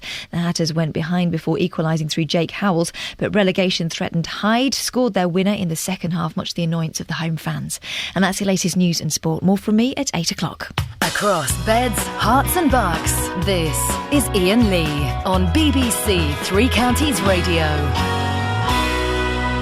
Morning, this is Iain Lee, BBC Three Counties Radio. Coming up in the next 30 minutes, we'll be discussing more. Remember yesterday we were talking about Hightown in Luton, and some of the residents have started a petition to get rid of two councillors that they think aren't doing an adequate job. Well, we'll be speaking to a couple of those residents, and also the PCC. Ollie Martins will be coming in to tell us exactly what is going on there. And Justin Dealey is out and about, looking for you naughty, naughty smokers. It's National No Smoking Day. Are you doing anything about it, or are you going to do what I used to do when I smoked? Smoke more cigarettes? Yeah, that'll teach them. I'm going to give myself lung cancer. That'll teach them. 08459 455 555. But we are just getting some breaking news. Oh, yeah, OK. Well, yesterday on the show, we broke the story that Charlie, we were desperately trying to find Charlie yesterday. Everybody here at the BBC was looking high and low for Charlie. Normally, you can... Anyway, Charlie the parrot is what we're referring to, of course. John from Bedfordshire had lost Charlie. Good morning, John. Oh, John, are you there? John. Oh, we've lost John from Bedfordshire now. This really is turning into one of the greatest mysteries I've ever been involved with. For those who don't remember, John called up yesterday. He'd lost Charlie, who was his giant parrot. And he normally goes out for a little fly around. He'd lost his wife recently, the parrot, not John. He normally goes out for a little fly around in the morning and then pops back in, goes out and does his poos, comes back in and just kind of hangs out in the house. Except he didn't do that yesterday. John picks up the story. John from Bedfordshire, good morning. Good morning to you. Now, just remind us what happened yesterday to Charlie. Well, it was 2 days ago. 2 days ago. He goes out in the morning sometimes, sat on the rail, and 10 minutes later he disappeared, which is very unusual. Now, we carried this in the news, and I'm sorry to say, John, we didn't get any feedback. We had people looking up at the skies all day and nothing. Has anything happened with Charlie? What's the latest? Well, we did get some feedback. One of the vets put it out on Facebook, and I got a call about 10 to see being sighted locally. Oh. But about 11:30, I got a call from my wife as I'm searching the fields, and he flew back. He'd come back? Yeah, he's a homing macaw. Well, there you go. I wonder if you could enter... Is that him in the background? No, no, he can't imitate dogs barking. Oh, okay. Can he do that talking thing that parrots do?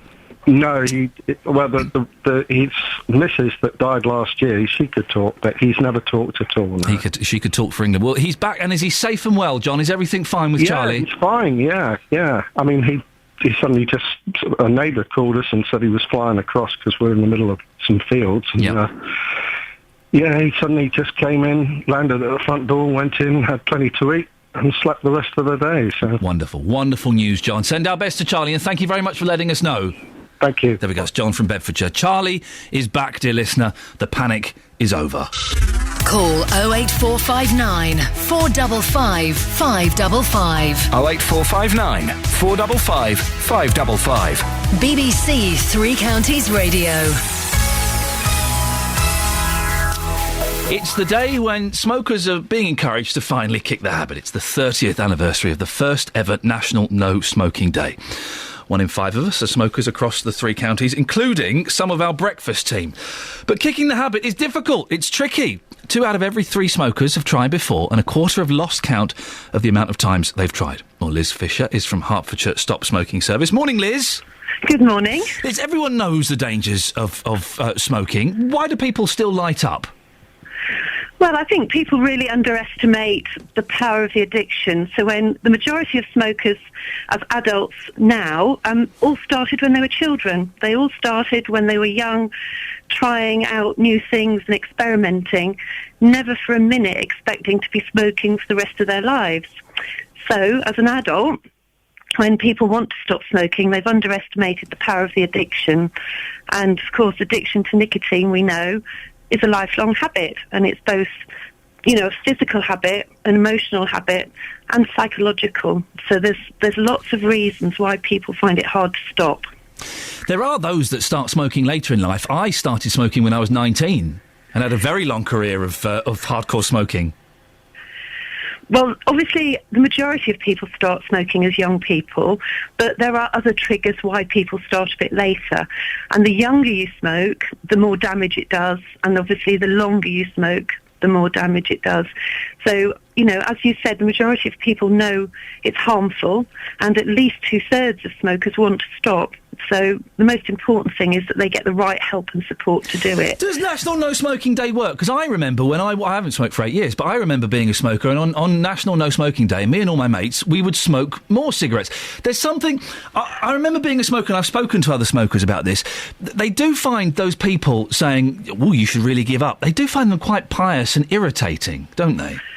Well, and I would absolutely agree. But you see, No Smoking Day is not about telling people to quit. It's about an invitation to quit, and I think that's the difference. When you're not in the right mindset to stop smoking, no matter what anybody tells you, including your family doctor or your consultant at the hospital when you're dying from a smoking-related disease, if people tell you to stop, actually that makes you more resistant, doesn't it? Because you think, actually, I don't want to be told what to do. But let's face it, the majority of people want to stop. So No Smoking Day is about giving people encouragement, inviting them to participate and to give it a go. It's never, ever about telling people to stop, because that's not how it works. You've just given a really good example yourself that, you can become quite contrary if people tell you to stop doing things. It is very much about motivating, about giving people confidence and then giving them the ability to stop smoking. If someone comes to you, sorry, Liz, if someone comes to you for advice, what advice do you give them? Well, firstly, I would say always get help, because the majority of people who have a go on their own don't use any medication, or if they do use medication, they don't use enough of it or in the right strength. And I would always say, if you get help, use a bona fide stop smoking service, because they've got trained individuals who know about motivation, who know why people continue to smoke, and they also understand all the different reasons why people want to stop, because people don't all want to stop for the same reason. Now, National No Smoking Day, the mantra this year is swap fags for swag. Now, that doesn't agree with everybody, but financially, a lot of smokers would be hugely, so much better off by stopping smoking. So the financial motivation is really important for some people, but not all. And other reasons about health, about their children, about thinking about becoming pregnant. There's lots of other reasons why people might want to do it. And it's understanding that motivation, why people want to do it, and also understanding, most people that we see have tried tried lots and lots of times before. So it's about understanding what they've tried before, what's important to them, what the barriers are, what is it about their lifestyle, what do they need to change, what can't they change that we need to help them with. And by seeing somebody weekly and having telephone support or support by using our website, they're all different ways that we can help people. Liz, very quickly, give us the website so people can have a little look at that later. The website is smokefreehertfordshire.nhs.uk, and the free phone number is 0800 389 3998. But anybody from Beds, Herts or Bucks, if they use that number or that website, will direct them to their local service wherever they happen to live or work. Liz, that's great. Keep fighting the fight. Liz Fisher from Hertfordshire Stop Smoking Service. Well, we've sent our fag correspondent, Justin Dealey, out and about to find all of you naughty little smokers. Justin, whereabouts are you? Yes, naughty people. Naughty. Just naughty. I tell you what, I haven't had a cigarette for 8 years. I really fancy a roll-up now. Oh, don't do it. No, I'm not going to, but all this talk is whetting my appetite. Absolutely, and Liz was talking there about the cost. If you're smoking 20 cigarettes a day, around £8 a packet, £2,920. Yep. It's a lot of money every year. I was in Luton earlier, and there were smokers absolutely everywhere. I'm now in Harpenden. It's taken me 30 minutes to find 2 of them. Oh, that's interesting. Absolutely, and I've been asking those smokers whether this day, the National No Smoking Day, will make any difference whatsoever, and this is what they had to say. Well, Joe, it is National No Smoking Day. Is that going to make you stop for just one day? Are you in favour of these national days? No, I've stopped before. I stopped before for 6 months or something like that, but I like to do things in my time, my way. So today means absolutely nothing to you at all? No. Well, you're smoking about 11 cigarettes a day. How long can this continue for, money-wise? Because cigarettes cost an absolute fortune now. I mean, you must have plans in the near future to give up again, surely? Yes, but it's got to be done on my terms. Just lastly, that's the point I was going to make. To any non-smoker listening to this, he says, oh, come on, it's easy to give up smoking. I know loads of people that have done that. What do you say to those people? It's easier to give up alcohol, to give up a lot of things. It's very, very hard to give up smoking. I've tried about 4 times. The longest I've gone is 6 months. What got you back to smoking after 6 months? It was an innocent thing, a conversation, reading a book or something like that, found an old pack of cigarettes, stale as they were, smoked it. The pleasure's back there, the pleasure centres are tickled again, and that's it. Well, Joe, listen, best of luck when you do give up. Thank you very much indeed. No, thank you. Well, Tony, you're a smoker. How many a day, if you don't mind me asking? 25. 25 a day, and for how many years? 30. Wow. OK, so with it being National No Smoking Day today, will you put those cigarettes away and not smoke today? No, I'm just going to light one up in a minute. So today means absolutely nothing to you at all? No. Can you tell us why? Not really. There's so many things that we're not supposed to do now. Drive me potty, We're not supposed to drink more than 2 pints of beer a day. So... I mean, are you not concerned that all those years, all those cigarettes, does that not concern you at all? No. And another thing is, my wife, who didn't smoke, does now, and has for the last 2 years, has got multiple myeloma, which was caused by what? Definitely not smoking. You know what I mean? It's what comes round does come to you in the end. What comes around does come to you in the end. Very true. And I would love to tickle your pleasure centre, Justin. That's a great line. It's a brilliant line. I was reading a book and, so got a stale packet of cigarettes out of the drawer and that was it. The sensation, the tingling sensation The pleasure centre was tickled. Yes, it was wonderful. So you found it easy to find smokers in Luton, not so easy in Harpenden. No, absolutely. Now, Healthy Harpenden. Bearing in mind we got to Luton this morning at 6 a.m. By the train station there. They were all smoking, lots of people there. We could have been there all morning talking to smokers there. But in Harpenden, they kept saying to me, the smokers will be here. Well, I got there just after 7 and I found 2 of them between 7 and 7:30. So certainly, from what I can tell you, at Harpenden train station, that is, not many people are smoking there. It must be healthy Harpenden. Healthy, and also it's freezing cold. When I was a smoker, you could smoke indoors. I was watching a film last night. I was watching Robert Altman's Shortcuts, and there was a scene, and I was watching the scene thinking, why does this look so odd? God, what's wrong with this scene? And it was because a guy walked into a restaurant and lit a cigarette up. Yeah. And of course, you used to be able to do that 10, 15 years ago. Absolutely. And now you've got to stand outside in the freezing cold. Well, 2 points. The man in the first hour we spoke to in Luton said he's a non-smoker. He wants to see smoking back in pubs because he feels that the smoking ban has killed his local pub. He's not fussed if people are smoking next to him. And secondly, we spoke to a smoker and I said, it's freezing cold. Do you think you look like an idiot when you're outside your office and you're smoking? He said, yes, I look even more of an idiot when it's raining, but I want to carry on smoking. Justin, whereabouts are you off to next, sir? I think back in Luton, potentially, talking to more smokers and finding out whether this National Day, No Smoking Day, will it make any difference to them whatsoever? Good lad. Can I get a fried egg roll, please? Yes, you can. Excellent stuff. Justin Dealey out and about. 7:45. Here's the travel news now. Adam Glynn. Beds, Herts and Bucks travel. BBC Three Counties Radio. We're not doing too badly on the roads across the three counties this morning. Things do seem to be moving all right on the major routes. It's starting to slow in fits and starts, as you know, around the M25. Clockwise, looking busy from junction 22 at London Coney to 23 at the A1M on the approach to the roadworks. Also busy now anti-clockwise, and the traffic starts at around the M11 at junction 27, heading through to 25 at Enfield and the other end of the roadworks. It's also busy from Kings Langley to Watford, junction 20 to 19, and from Chorleywood to the M40, junction 18 to 16. But it's not doing too badly. Looking at the cameras, everything's definitely moving. No accidents reported either, which is always good. On the A1 going southbound, it's busy at the Black Cat roundabout where it meets the Bedford Road and the Great Barford bypass. Barnet Way through Boreham Wood, that's still slow southbound between Stirling Corner and Mill Hill Circus. You're going to find a few queues in Cheshunt. The A10's looking slow between College Road and Winston Churchill Way. On the trains, Virgin disruption if you're going north between Lancaster and Crewe because of a broken down train.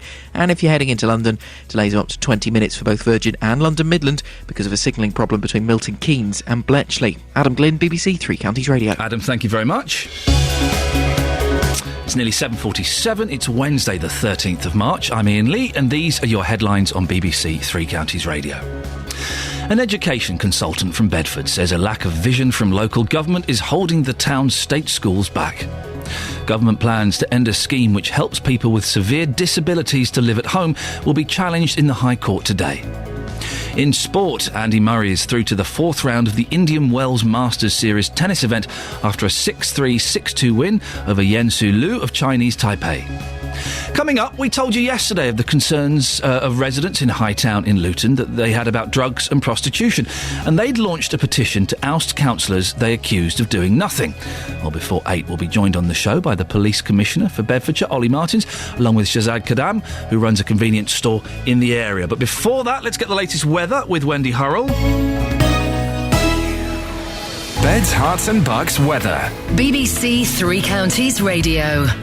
Hello, good morning. The temperature out there at the moment still hovering around the freezing mark, but there is at least some sunshine to enjoy first thing this morning. We should hold on to yet more of that as we go through the day, but increasingly we're going to start seeing some showers. They will be of wintry nature. I don't think they're going to sort of settle any snow or anything like that, perhaps just a dusting over higher ground.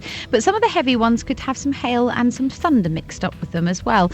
They're going to be few and far between, I think, for our part of the world. Some sunny spells continuing and temperatures getting to 5 or 6 degrees Celsius. Throughout the night, if you have seen one or two showers around during the afternoon, they will be fizzling out, and for many of us it's going to be a very cold, clear night. Temperatures in the countryside could be well below freezing, -5s and 6s, something like that, and it will be a frosty start to the day tomorrow as a result. As we go through the day tomorrow, lovely sunny skies once again, just a chance of a wintry flurry here and there, and then it's all changed for Friday and into the weekend. The wind swings round to the southwest and picks up. It will be quite blustery, and it's also going to bring in some rather more unsettled weather for us, with some bits and pieces of rain around as well, and that's how it's looking this morning.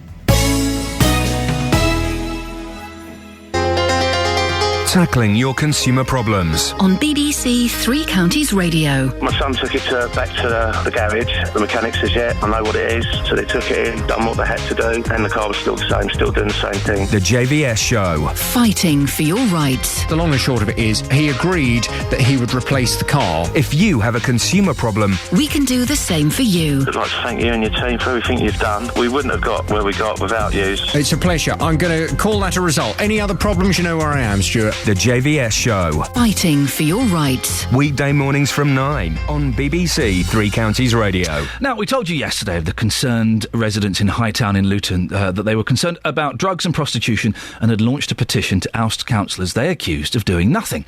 Well, in December, the Police Commissioner for Bedfordshire told this programme he'd meet local residents to talk about what's being done to tackle the ongoing problems in the area. Well, Ollie Martins is in the studio now, along with Shazad Kadam, who we spoke to yesterday and runs a convenience store in the area. We also spoke yesterday to Wendy, who lives in Hightown, and she joins us on the phone. Morning, Wendy. Hello. Wendy, we'll come to you in a second. We'll speak to... morning, Shazad. Morning, Ian. Morning, Ollie. Thank you for coming in. Morning. It's very nice to see you. You have come in. The two councillors in question have not come in. What have you done, personally, Ollie, to tackle this situation in Hightown? Well, the police are currently running an operation called Operation Turtle, and as a result of that operation, over 100 people have been arrested, and over 100 people have been stopped and searched, and the volume of complaints from from residents has fallen from 300 a month to 90 a month, so it would seem to be having some effect on the problem. Those are a significant number of arrests that have been made. What kind of areas are they tackling in Hightown? It's largely the curb crawling. Right. But it's also been drug-related offences. One of the things that frustrated the residents was the length of time, that it was a long-term strategy, as opposed to being a kind of a zero-tolerance blitz on the area. It was a long-term strategy. Would you say that things are improving around the prostitution in particular? Well, I think the fact that the volume of complaints from residents has fallen from 300 to 90 suggests that it is. But, this is... prostitution is the oldest profession in history, and I think if there was an easy solution to the problem, someone would have put it into operation by now. So it is about a long-term approach. It's also not only a policing problem. I mean, we need our partners to work alongside us as well. Shazad, arrests are being made, complaints are down. I've got the figures here for the arrests. It does look like things are being done. Can I firstly just congratulate Ollie for actually coming in and defending and saying, like he said, he will come in, and he's done that, unlike our councillors who obviously still refusing to come on, so they've got a lot to answer for. So, I want to congratulate him on that. He's proven me wrong. And going back to what Ollie's just actually said, I just wanted to find out whether that was Hightown in Luton or if that was somewhere else, because, I don't seem to notice any difference at all. Just 2 nights ago, I had 2 incidents. And, on one of the incidents, I actually found out from 101, and the operator on the other side actually heard the verbal abuse I was receiving from one of the prostitutes. So I don't know, where these figures have come from. Maybe somewhere in the office, somewhere is sitting there. Well, Ollie said, you can ask him.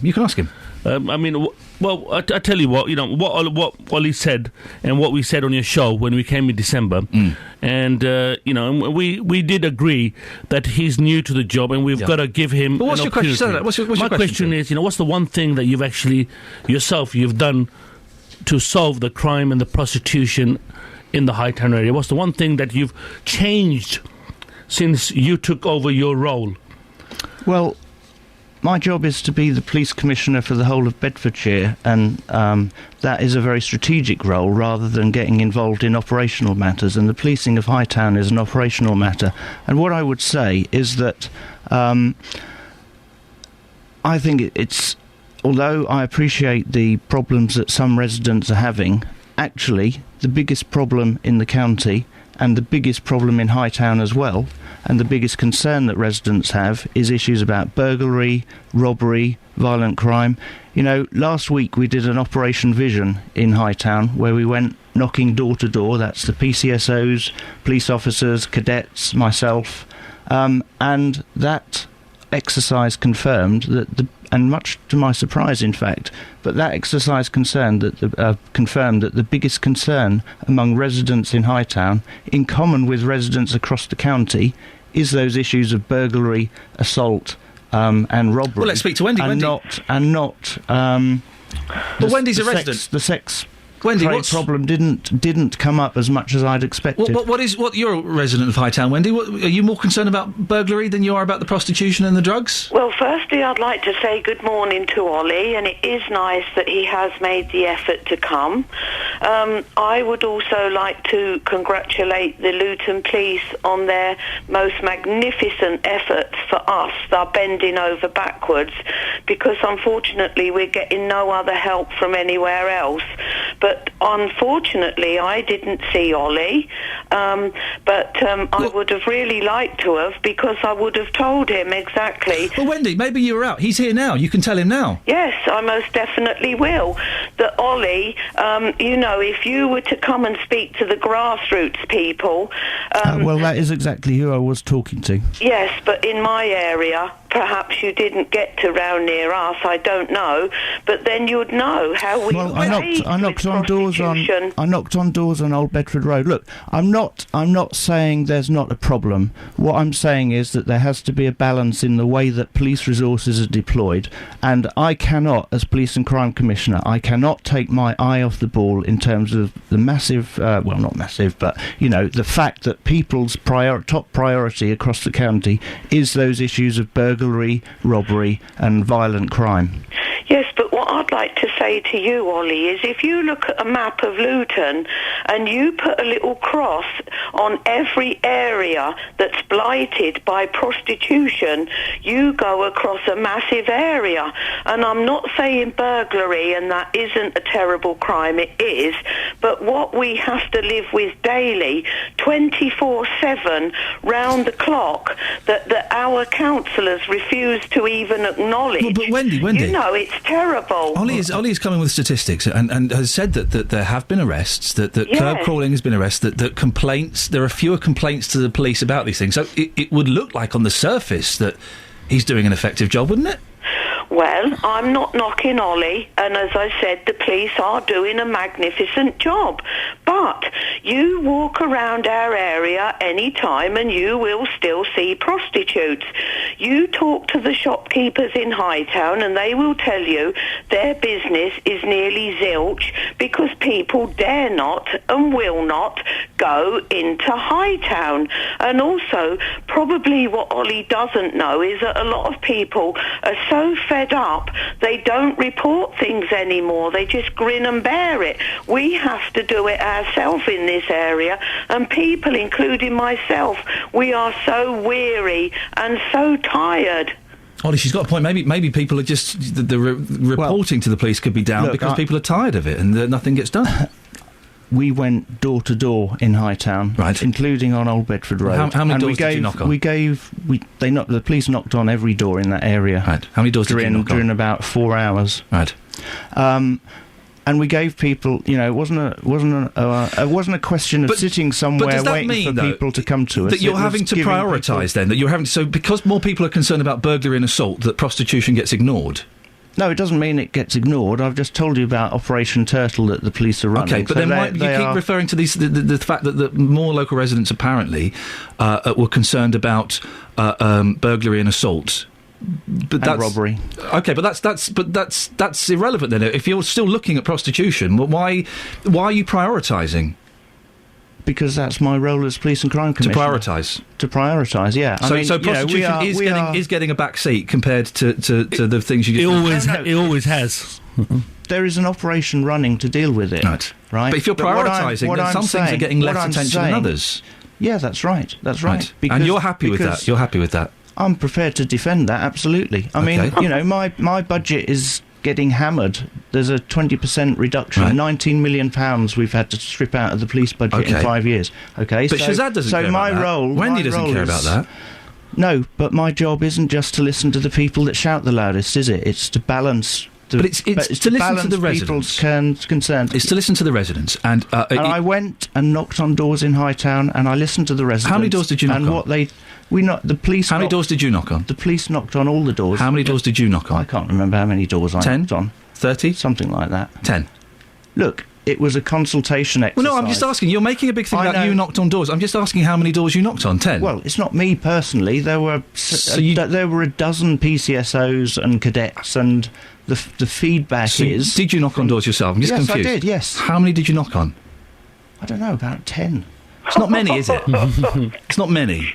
Look, it doesn't have to be me personally knocking on the door. But you were saying it was you that had knocked on the doors. I'm just flagging that up because you brought that up. I was there, and I spoke to those people as well. Yeah. And the issues that I heard from people was burglary. But so you are prioritising, and so prostitution is taking a back seat. The issues that the PCSOs and the cadets also heard was burglary. Okay, robbery, but so you are, just to clarify, Ollie, sorry, you are therefore prioritising, and prostitution is way down the list compared to the things you've just mentioned there. There is an operation running in terms of... But are you prioritising? Yes, I am prioritising. So prostitution... I'm not going to stop the action that is being taken to catch burglars. Where on the list is prostitution, though? Well, it doesn't quite work like that. Well, if there's a priority, then you must be. You said burglary, you said assault. What else is above prostitution? Where is it on the list? It doesn't... It's about how much resource you put into it. How much resource are you putting into the prostitution, then? Well, there are... 0. No, it's not 0. Otherwise, there wouldn't have been 100 people arrested and 100 people stopped and searched, and the volume of complaints wouldn't have gone down from 300 to 90. So those arrests are over a 2-year period, aren't they? From October 2010. Is that right?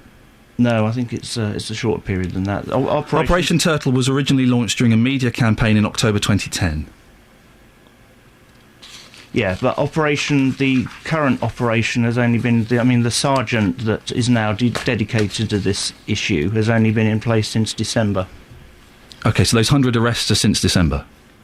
I'm not sure when they're from. Okie dokie. Listen, we're running late. Shazad, you've got 20 seconds to put your final point to Ollie. Well, Ollie, I don't think you've done anything at all. The doors you knocked, I think you knocked on empty doors.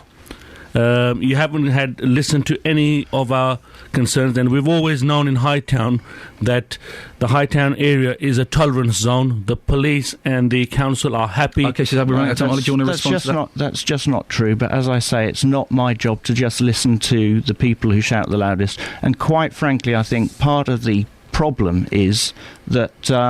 we keep having slots like this that actually highlight that if you want sex, then Hightown is the place to go. And I've got to tell you, the message that I'm giving out in response to that is that if you get caught curve crawling once, you will get friendly words of advice. If you get caught twice, there will be a letter going to your household that your wife might see that you are going to Hightown looking for sex. And if you get caught 3 times, you will be prosecuted. And in conclusion, you're not saying that we're advertising, that we're making the situation worse by reporting the concerns of local residents on this show, eh? Unfortunately, I think that's the impact that it may have, yes. Wow. And that's why it's very important for me to get the message out that the police won't tolerate curb crawling in Hightown. Excellent stuff. Thank you very much. That's Ollie Martin, Shazad Gadam and Wendy. A little bit later than normal. Let's go and get the travel news now with Adam Glynn. Beds, Herts and Bucks travel. BBC Three Counties Radio. Which is in the A5 through Dunstable. Heavy traffic between the A505 and the M1 at Junction 9, though the M1 is moving OK this morning.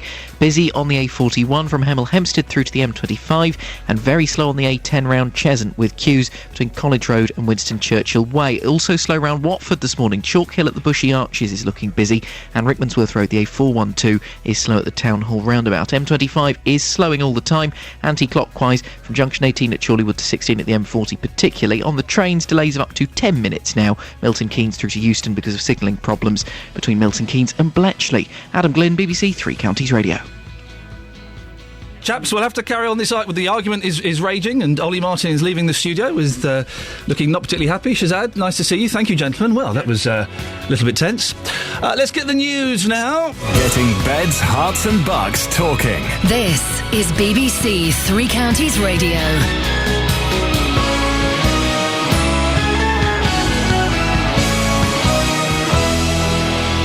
Good morning at 8:03. I'm Catherine Boyle. The headlines: claims Bedford state schools are being held back by a lack of vision. Disability campaigners fight to keep independent living fund. And cardinals gather for day 2 of papal conclave. BBC Three Counties Radio. An education consultant from Bedford says a lack of vision from local government is holding the town's state schools back. Tom Barwood says not enough information is given to parents. Everything from which school you go to, what the school actually has to offer, and more importantly, what is the kind of borough-wide vision they have for where our schools are going to go. We've gone back and forth in a kind of yo-yo motion.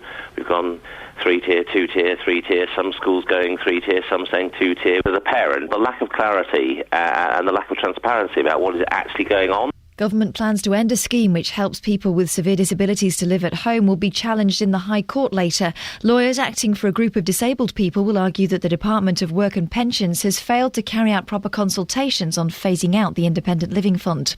The winter homeless shelter in Milton Keynes has closed as we head into spring, but its organisers are concerned the recent cold snap and a lack of alternative facilities means that people are sleeping rough in freezing conditions.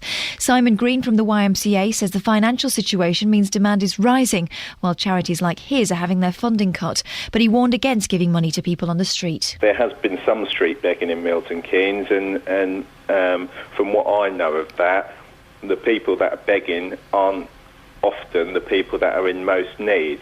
So, you know, services such as ours tend to know more about people's circumstances. We understand who genuinely is in need and who is maybe trying to exploit people's better nature. Police are linking the robbery of a shop in Milton Keynes on Monday afternoon with a similar incident in the area last month. Monday's robbery happened at the Tesco Express store in Greenleys. A member of staff was threatened with a knife and cash was taken from the till.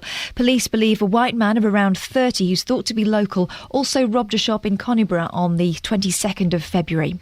Catholic cardinals will today resume their deliberations about who should be the next pope. They're due to vote twice this morning and twice this afternoon for a successor to Benedict XVI. Once 2/3 of them agree, white smoke will be seen above the Sistine Chapel. In sport, the Arsenal manager Arsene Wenger has confirmed he's resting goalkeeper Wojciech Szczęsny for tonight's Champions League last 16 second leg tie in Germany against Bayern Munich. Wenger says he's been mentally affected by the number of games he's had to play this season. Lucas Fabianski will be in goal instead, with the Gunners trailing Bayern 3-1 from the first leg at the Emirates. Finally, the weather, dry and bright with occasional wintry showers and a top temperature of 2 degrees Celsius, that's 36 Fahrenheit.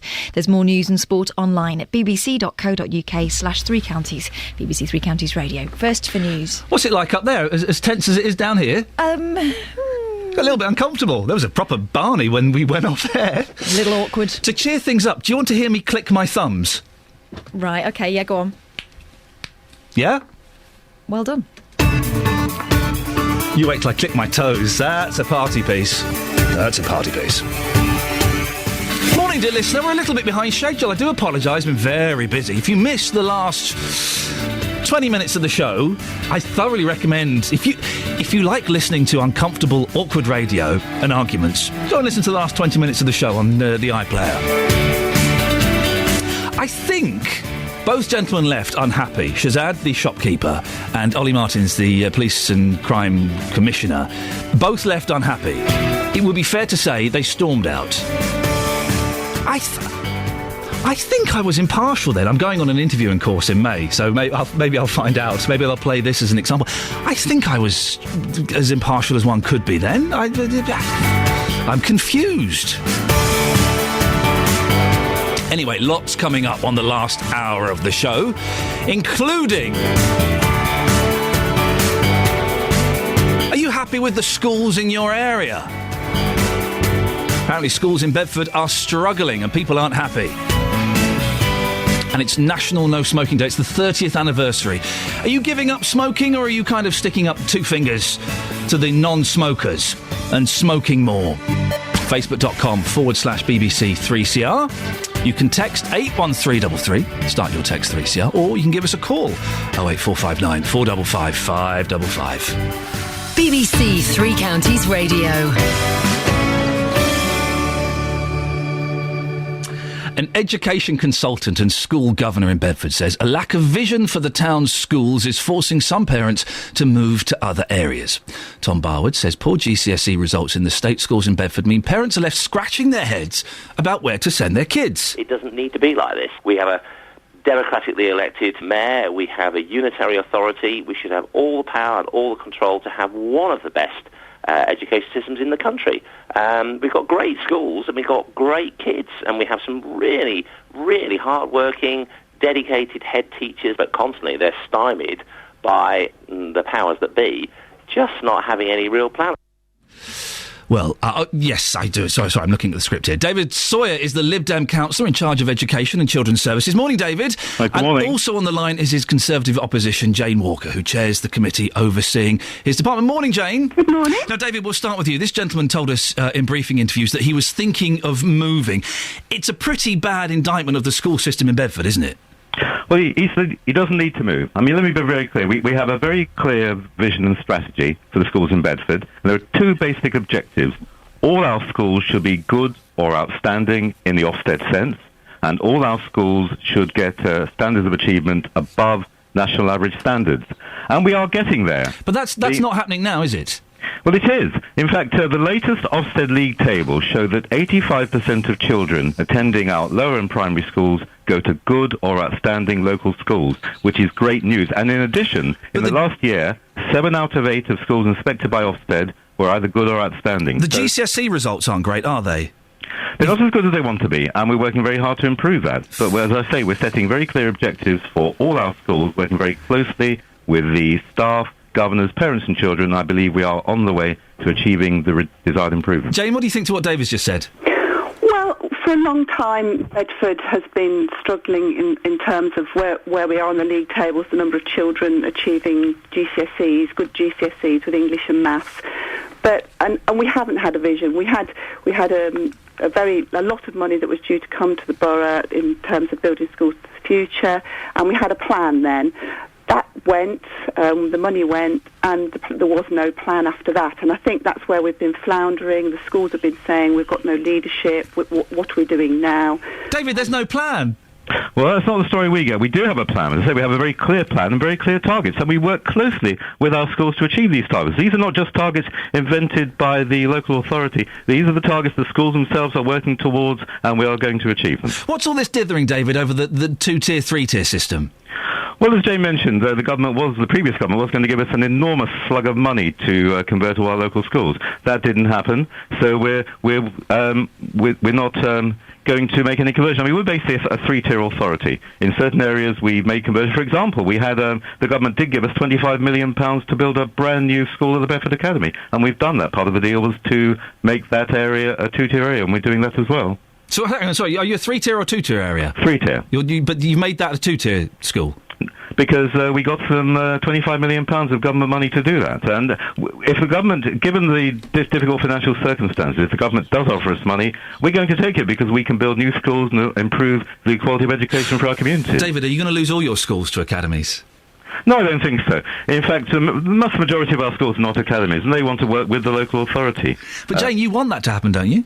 Well, I think if schools want to become academies, we should support them and help them through that process, because it gives accountability back to the heads. It makes them masters of their own destiny. So I'm in support of academies, but I think we can still offer services to them as a local authority. If our services are good enough for academies to buy, then they're good enough for the schools who haven't become academies, and that's what I think we should aim for. How are both of you going to satisfy parents like Tom? David, let's start with you. Well, I've already talked about our clear vision and strategy and that the schools are achieving the standards that Mr. Barr will wish to aspire to. As I say, 85% of our children are attending good or outstanding lower primary schools. Jane? Well, we're working with the schools as governors, and there is a new consultation out from the borough, which we are much happier with because it has been put together with the schools themselves, and so we are much happier with that. We hope people will respond to that consultation and that will actually start to see some benefits when that actually starts to be put into practice. David, you mentioned the earlier years, but some would say it's the secondary schools are the ones that are struggling. No, I mean, the secondary schools are also improving as well. In fact, I mean, if we take where Mr. Barwood lives, I understand, in the sort of northeast side of Bedford, there are schools, middle schools, upper schools, that meet the standards that we set, that are good by Ofsted and whose examination results are above the national standards. Jane, what's your response to that? Yeah, I mean, David's right. The schools are doing their best and trying very hard. We have to try and facilitate things like transitions between the schools and the schools working together. And I think that's the way that we will actually get the results and the standards up, which we're all trying for. That's our aim for everybody, parents, teachers and the local authority. Well, listen, both of you, thank you very much for coming on. Fascinating debate. David Sawyer there, you heard, is the Lib Dem councillor in charge of education and children's services. And the last voice you heard there was his Conservative opposition, Jane Walker. Well, what do you think? Are you happy with the schools? Particularly if you live in Bedford.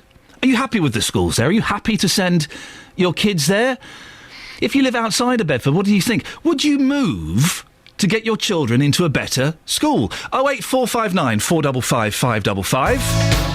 Let's get the travel news now with Adam Glynn. Beds, Herts and Bucks travel. BBC Three Counties Radio. And as predicted, the M25 anti-clockwise is now pretty stop-start from junction 20 at Kings Langley right the way through to 16 at the M40. At least it is still all moving and there have been no accidents reported. You'll find it busy as well from the M11, in fact back before the M11 now, through to the A10 in Enfield and the roadworks, and clockwise entering the roadworks, busy too from junction 22 at London Coney through to 23 at the A1M. The A1 through Roxton on the southbound side is queuing approaching the Black Cat roundabout, busy on the Barnet bypass as well through Boreham Wood, further down the A1 between Stirling Corner and Mill Hill Circus. Similarly, the A10 this morning, we've got a fair few queues through Cheshunt. Speed sensors picking up that it's looking very slow between College Road and the Winston Churchill Way. Then again, as you get into Enfield, the A10 slows down between Bullsmore Lane and Southbury Road. A41 very slow from Hemel Hempstead through to the M25. Trains, a little bit of good news. Virgin are back to normal if you're heading north. Thank you very much. Morning, it's nearly 8:16. It's Wednesday the 13th of March. I'm Iain Lee and these are your headlines on BBC Three Counties Radio. An education consultant from Bedford says a lack of vision from local government is holding the town's state schools back. Government plans to end a scheme which helps people with severe disabilities to live at home will be challenged in the High Court today. In sport, in last night's conference match, Luton Town suffered a humiliating 2-1 defeat by strugglers Hyde at Kenilworth Road. The weather today for Beds, Herts and Bucks, dry and bright with occasional wintry showers and a top temperature of 2 degrees. Coming up, government plans to end a scheme which helps people with disabilities to live at home are being challenged in the High Court today. We'll find out more before 8:30. BBC Three Counties Radio. Did you know you can get in touch with BBC Three Counties Radio wherever you are? Via Twitter, at BBC3CR. Join us on Facebook, facebook.com/BBC3CR. Call us on 08459 455 555. Or text us on 81333 and start your message with 3CR. Getting Beds, Herts and Bucks talking. BBC Three Counties Radio. Boom, boom. Look at you in your black shirt. Try that again. Start again. Tell you what, let's do this now. Yes, for goodness sakes. This is ridiculous. Someone at the weekend. I'm going to go through the weekend schedule and find out who it was. Someone has. What are you doing? Oh, I'm just trying to find. Oh, hang on. No, don't use that mic. No, don't use the blue one. Hang on, I'm fixing it. Goodness, I don't know how to get that one to turn on. Someone has moved the microphones around, and I keep opening the wrong fader. But what are you doing now? Just switching this. Don't worry. Goodness. I'm a trained. Right, try that now. Try what? Try that. There we are. No. Now what you've done is, because we have 3 microphones in here. The red one, the one I use, the green one and the blue one, and you've just swatched... Oh. There we go. Keep cackling like a witch. Are you deliberately trying to sabotage my potentially award-winning show? This is how it should be set up. Yes. So it's not my fault someone has changed the studio around, probably some incompetent imbecile who's been in here, they've switched everything round and then left it for the true professionals to have to pick up. When are they coming in then? Well, we're still waiting for them. Paul Scoynes, political reporter and back aficionado, has just messaged me, JVS is the worst engineer ever. He's got a point. How are you this morning? You're looking... what colour is that? This is burgundy. No, No one says burgundy anymore. Yeah, this is a burgundy top. You've got two burgundy tops on. Do you like it? I do like it. And I've been inspired by you. Have you? You know you and your smart shoes? Oh, yeah. Oh. They need a polish, but they're not my Seinfeld trainers anymore. They're not leather soled. You should never wear smart shoes without this kind of manly... Well, what sole is that, then? Plastic. Oh, for goodness sakes. They cost me £40 as well. Did they? £40? They got so many plastic soles. Yeah, they have, I'm afraid. Oh, I've been ripped off. Dulce's has gone right downhill. Now, listen, I know why you're cackling. It's because you're talking about booze this morning. I suspect you've tried a little bit this morning. Just to get into the mood. It's a wicked slur. I've not even had a sniff of the barmaid's apron this morning. I can assure you of this now. Oh, you should meet my mum. Why? I think you'd like her. Why? Yeah, I just think you'd get on. She's an old soak too. Yes. Yes, she is. She is. What are you discussing about the booze today, JVS? Well, we're asking whether the government would be right to drop this minimum price for alcohol. There are concerns that a U-turn on minimum pricing is on the cards, apparently. You know the government was planning on introducing this minimum price. I did hear this, yes. And we've done various discussions over the months as to whether this would be the right thing to do. And the health experts are saying it's got to be done because we've got alcohol that's far too cheap and lots of people are drinking far too much because it's too accessible. Yes. Now they seem to be changing their mind. They now seem to be suggesting that they're not going to go ahead with this. Well, is that the right thing to do? To, in effect, go against the medical advice from these doctors that have suggested that alcohol is too cheap in this country. And if we are to combat not only our binge drinking problem on a Friday and a Saturday night with youngsters going around the towns of Beds, Herts and Bucks getting lashed and then smashing up bus shelters, but also your middle-class mum and dad coming home and knocking back a bottle of Pinot every night. Yes. Are they wrong to ignore that medical advice? Your views on the big phone in at 9. Would the government be right to drop the minimum price for alcohol? I look forward to listening. What do you think? I know you're supposed to be impartial. Forget that. Forget the BBC impartiality nonsense. Well, if it were me, bottles of Pinot Grigio, 20p. Personally... I don't want to pay loads of money for it, do I? I love Jonathan, love my booze. I know you do. Go and have another little snifter and we'll speak to you later on. 08459 455 555 if you want to call JVS. You can send him a cheeky email, not too cheeky, jvsshow@bbc.co.uk. Put your phone number on and a couple of lines about what you want to say and the team may call you back. Now, just before 8 o'clock, we had two residents of Hightown on the show and also the PCC. Ollie Martins came in and had a little chat. He got a little bit fiery, I guess you could say. Well, Pat's in Houghton Regis. Morning, Pat. Good morning, Ian. Pat, what did you make of what was said by Ollie earlier on? Oh, it's just disgraceful, really. Why? Well, I think it's disgraceful in respect that the complaints are down from 300 to 90, and even one complaint is too much. 90 is obscene. So these are complaints about the prostitution, aren't they? Or complaints in general, but often about prostitution and drugs, yes. That's right, and the ongoing problem is going to continue because the police are taking a line that they're just going to friendly warn the perpetrators of this. Well, that is a real deterrent, isn't it?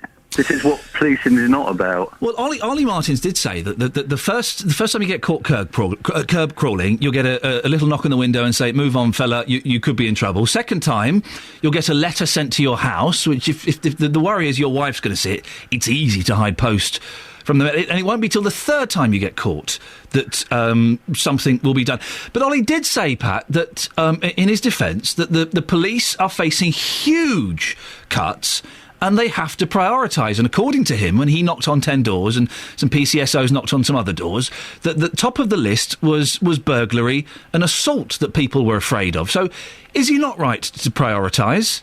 It wasn't an excuse. The police are facing extreme cuts. They've been facing extreme cuts, as far as I know, for 30 years, because every time we went in to complain about anything, when I was a councillor in the past, it was always, we're experiencing cuts, we have to prioritise. This is the oldest excuse they keep using. What about the excuse that we are going to police and we're going to do a nil tolerance on this policing so that resources are effective? Not ineffective, effective. So when they do a nil tolerance, people are getting arrested, people are being dealt with instead of visiting these same people probably 2, 3, 4, 5 times, sucking out the resources. Pat, thank you very much indeed. 08459 455 555. What do you think? If you heard the interview, cuts are being made. And Ollie Martins is prioritising, and according to him, the local residents were more concerned about assaults and burglary than they were about prostitution and drugs. Now, government plans to end a scheme which helps people with disabilities to live at home are being challenged in the High Court today.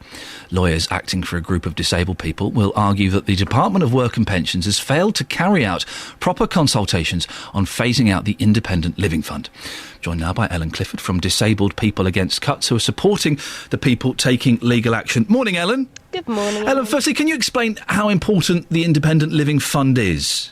Well, the Independent Living Fund may only support about 19,000 disabled people, but it's disabled people with the most complex needs, and its significance is huge in terms of disabled people's right to live equally and independently in the community rather than being in institutions. And we know from recent cases like Winterbourne View in Bristol what living in institutions actually means for people. How successful do you think this challenge is going to be? What we're hoping for is that the government has to rerun the consultation, and this time actually listen to people, make the consultation accessible so that people can take part in it first of all, but then actually listen to people's views, because the majority of respondents to the previous consultation were opposed to the government plans. How much do people get on this living fund? On average, it's about £300 a week, and that will pay for carers so that people can live at home rather than in a care home, and that will enable people to have a full and active life, maybe even have a job, volunteer, have a family, go out, actually be able to choose, for example, what time you go to bed. And so that fund is if this goes ahead, is being removed completely. Is it going to be replaced by anything? Well, the money is going to be transferred for existing recipients to local authorities to distribute. Now, one of the issues with that is that the Independent Living Fund runs on extremely low overheads, which are about 2% of its overall costs, whereas local authorities spend a hell of a lot more on their overheads. So actually that's going to reduce the amount that's there for the recipients, but also it's not going to be ring-fenced. So local authorities facing cutbacks are obviously going to be using it to prop up their reduced social services budgets. So that means a real loss in terms of support for people who are used to having an independent quality of life.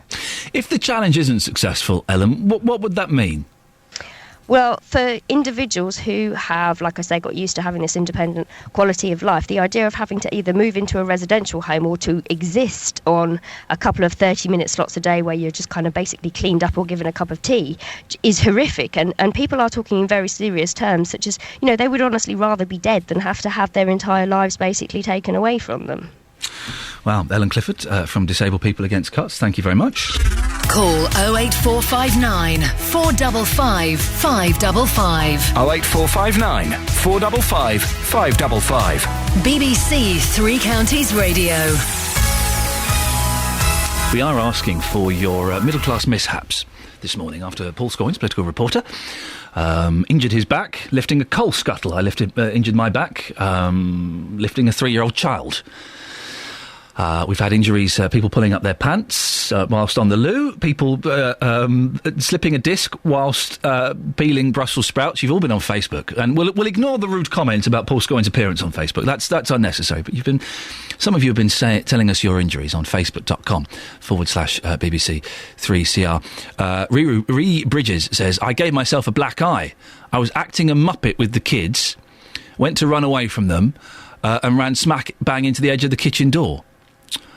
A few years ago, my husband pulled... This is Jem Russell. A few years ago, my husband pulled a back muscle while checking the oil in our car.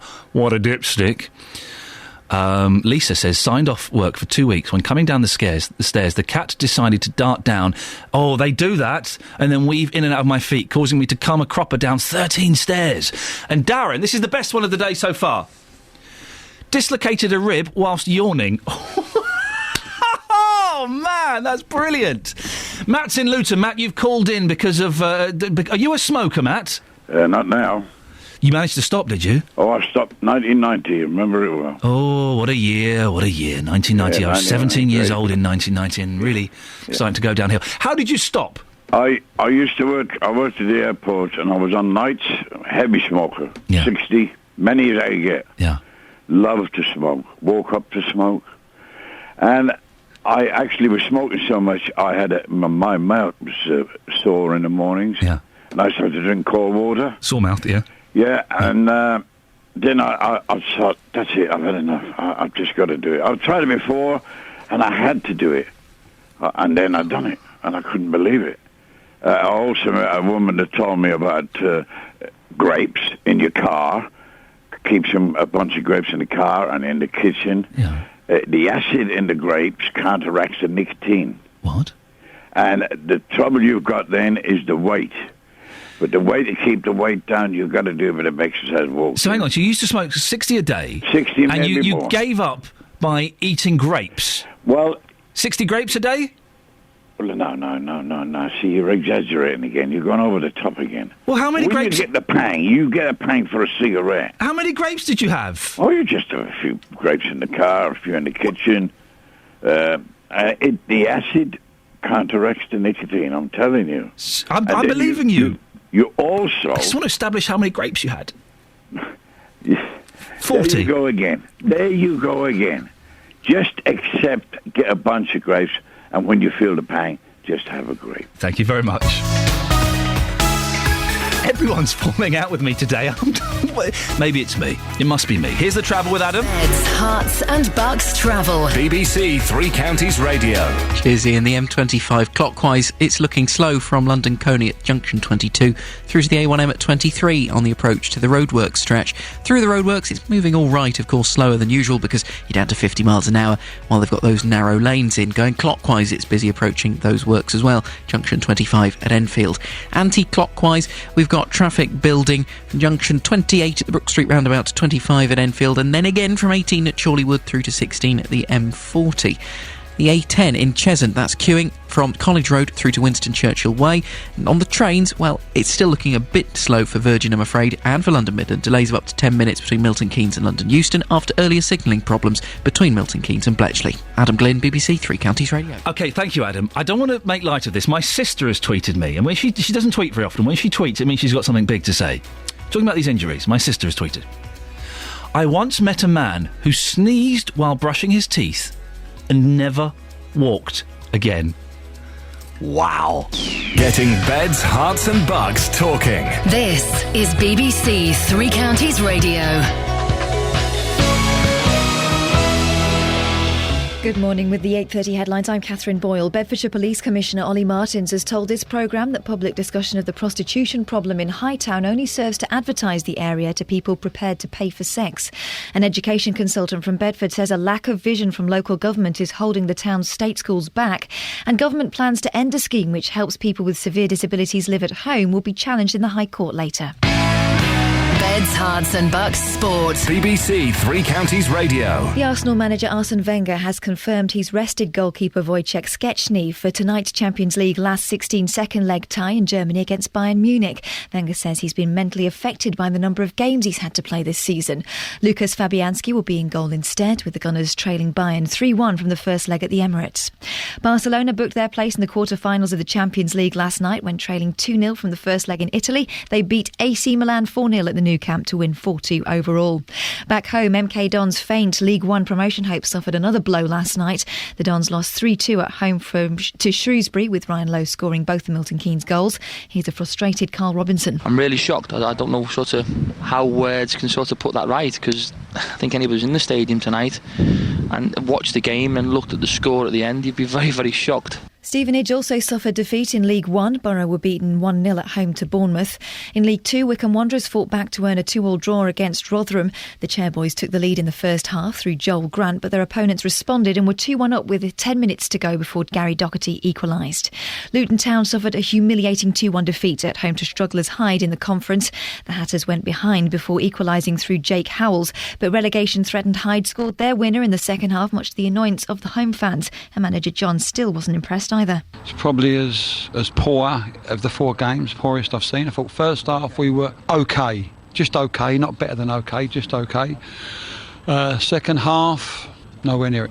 And that's your latest news and sport. More from me at 9 o'clock. Across beds, hearts and bucks, this is Iain Lee on BBC Three Counties Radio.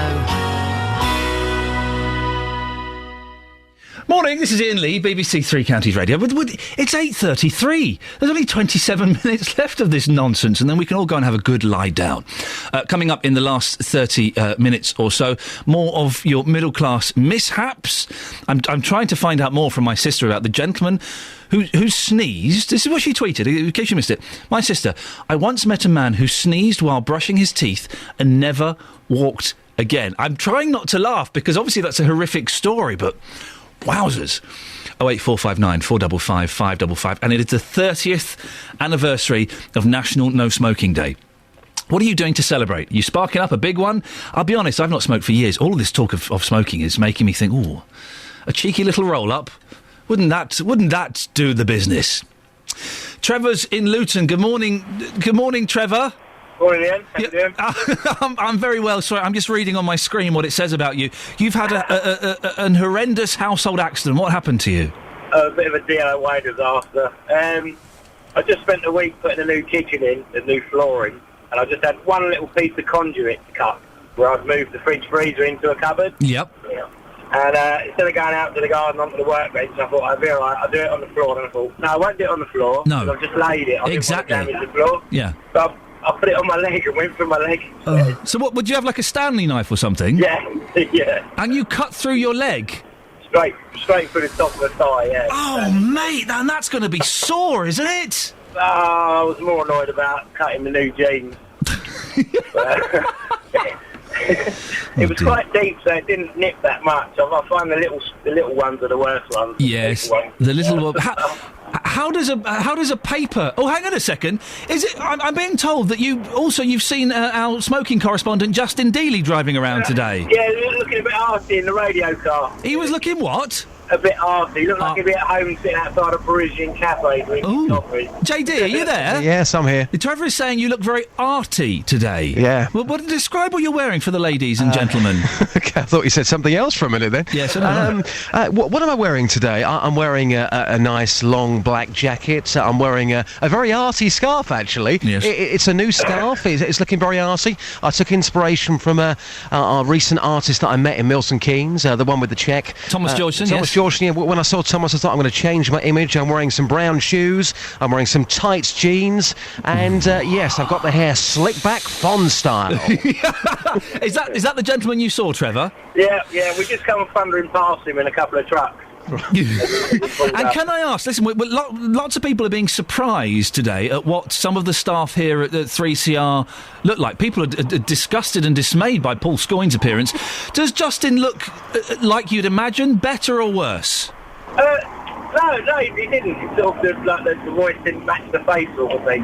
I wasn't expecting that. No, he's a lot younger than I thought he was. Isn't he just? You see, Justin, we're going to speak to you in about 10, 12 minutes or so. Whereabouts are you? I'm at Luton. I'm just outside the train station right now, getting views on National No Smoking Day. Yes. We've been talking about that all morning. Yeah. Will it make a difference? I'm hopefully going to find somebody who is giving up for today because of this big national occasion. I doubt we will, but Ian, I'm certainly going to try for you. I imagine after last night's humiliating defeat by Hyde that you've probably been smoking a few more today, have you? Is that right? Well, I have to say, I have been smoking again today. It means nothing to me. I want to give up, but this National Day, personally, means absolutely nothing to me. We'll speak to you in about 10, 12 minutes or so. We are talking middle-class mishaps.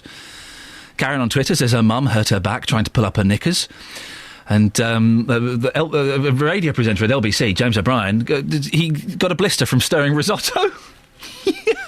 Paul Scoynes, our political reporter and angry young man, judging by the message he's just sent me, put his back out by lifting a coal scuttle. Well, joining us now is Hertfordshire GP, Dr. Mike Ingram. Good morning, Doctor. Good morning to you. And before we start, I'm pleased to hear Justin's thinking of giving up smoking, because I'd like to encourage it. I've nagged him many, many times, and I think everybody should make a big effort for National Non-Smoking Day, because it is the best thing you can do for your health and to avoid seeing horrible people like me. So, well, it is the best thing you can do, and it's one of the best things I've ever done. I gave it 8 years ago, and I love the fact that I did.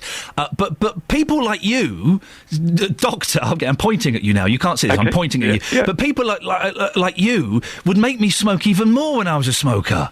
No, we'd help you. We'd actually cosset you through. In our surgery, we have a wonderful smoking clinic where all our staff are there just to hold people's hands as they give up and do everything we can to get them to give up, because we know it just makes such a difference to the population health in this country. And do remember that all this fuss we had recently from the politicians say we have higher rates of heart disease and cancer than the rest of Europe. That's because we smoke more than them. Good for you. Well done, Doctor. Now, back to these middle-class mishaps. Absolutely. Do you see many of these injuries, Doctor, or are people too embarrassed to come and talk about them? Well, the first thing I want to say is, what's middle class about pulling your knickers up? I hope that's pretty much... Common people don't bother. No, you're right. That's a universal, but still, it's an odd one. It is an odd one. Interesting. I mean, first thing, of course, if you're looking at middle class, a typical one is the skiing injuries, which we get at this time of year, and a lot of people go away skiing. And again, perhaps skiing holidays do correlate to a level of affluence, and people come back from skiing with all sorts of injuries. So that's probably a very common one we see.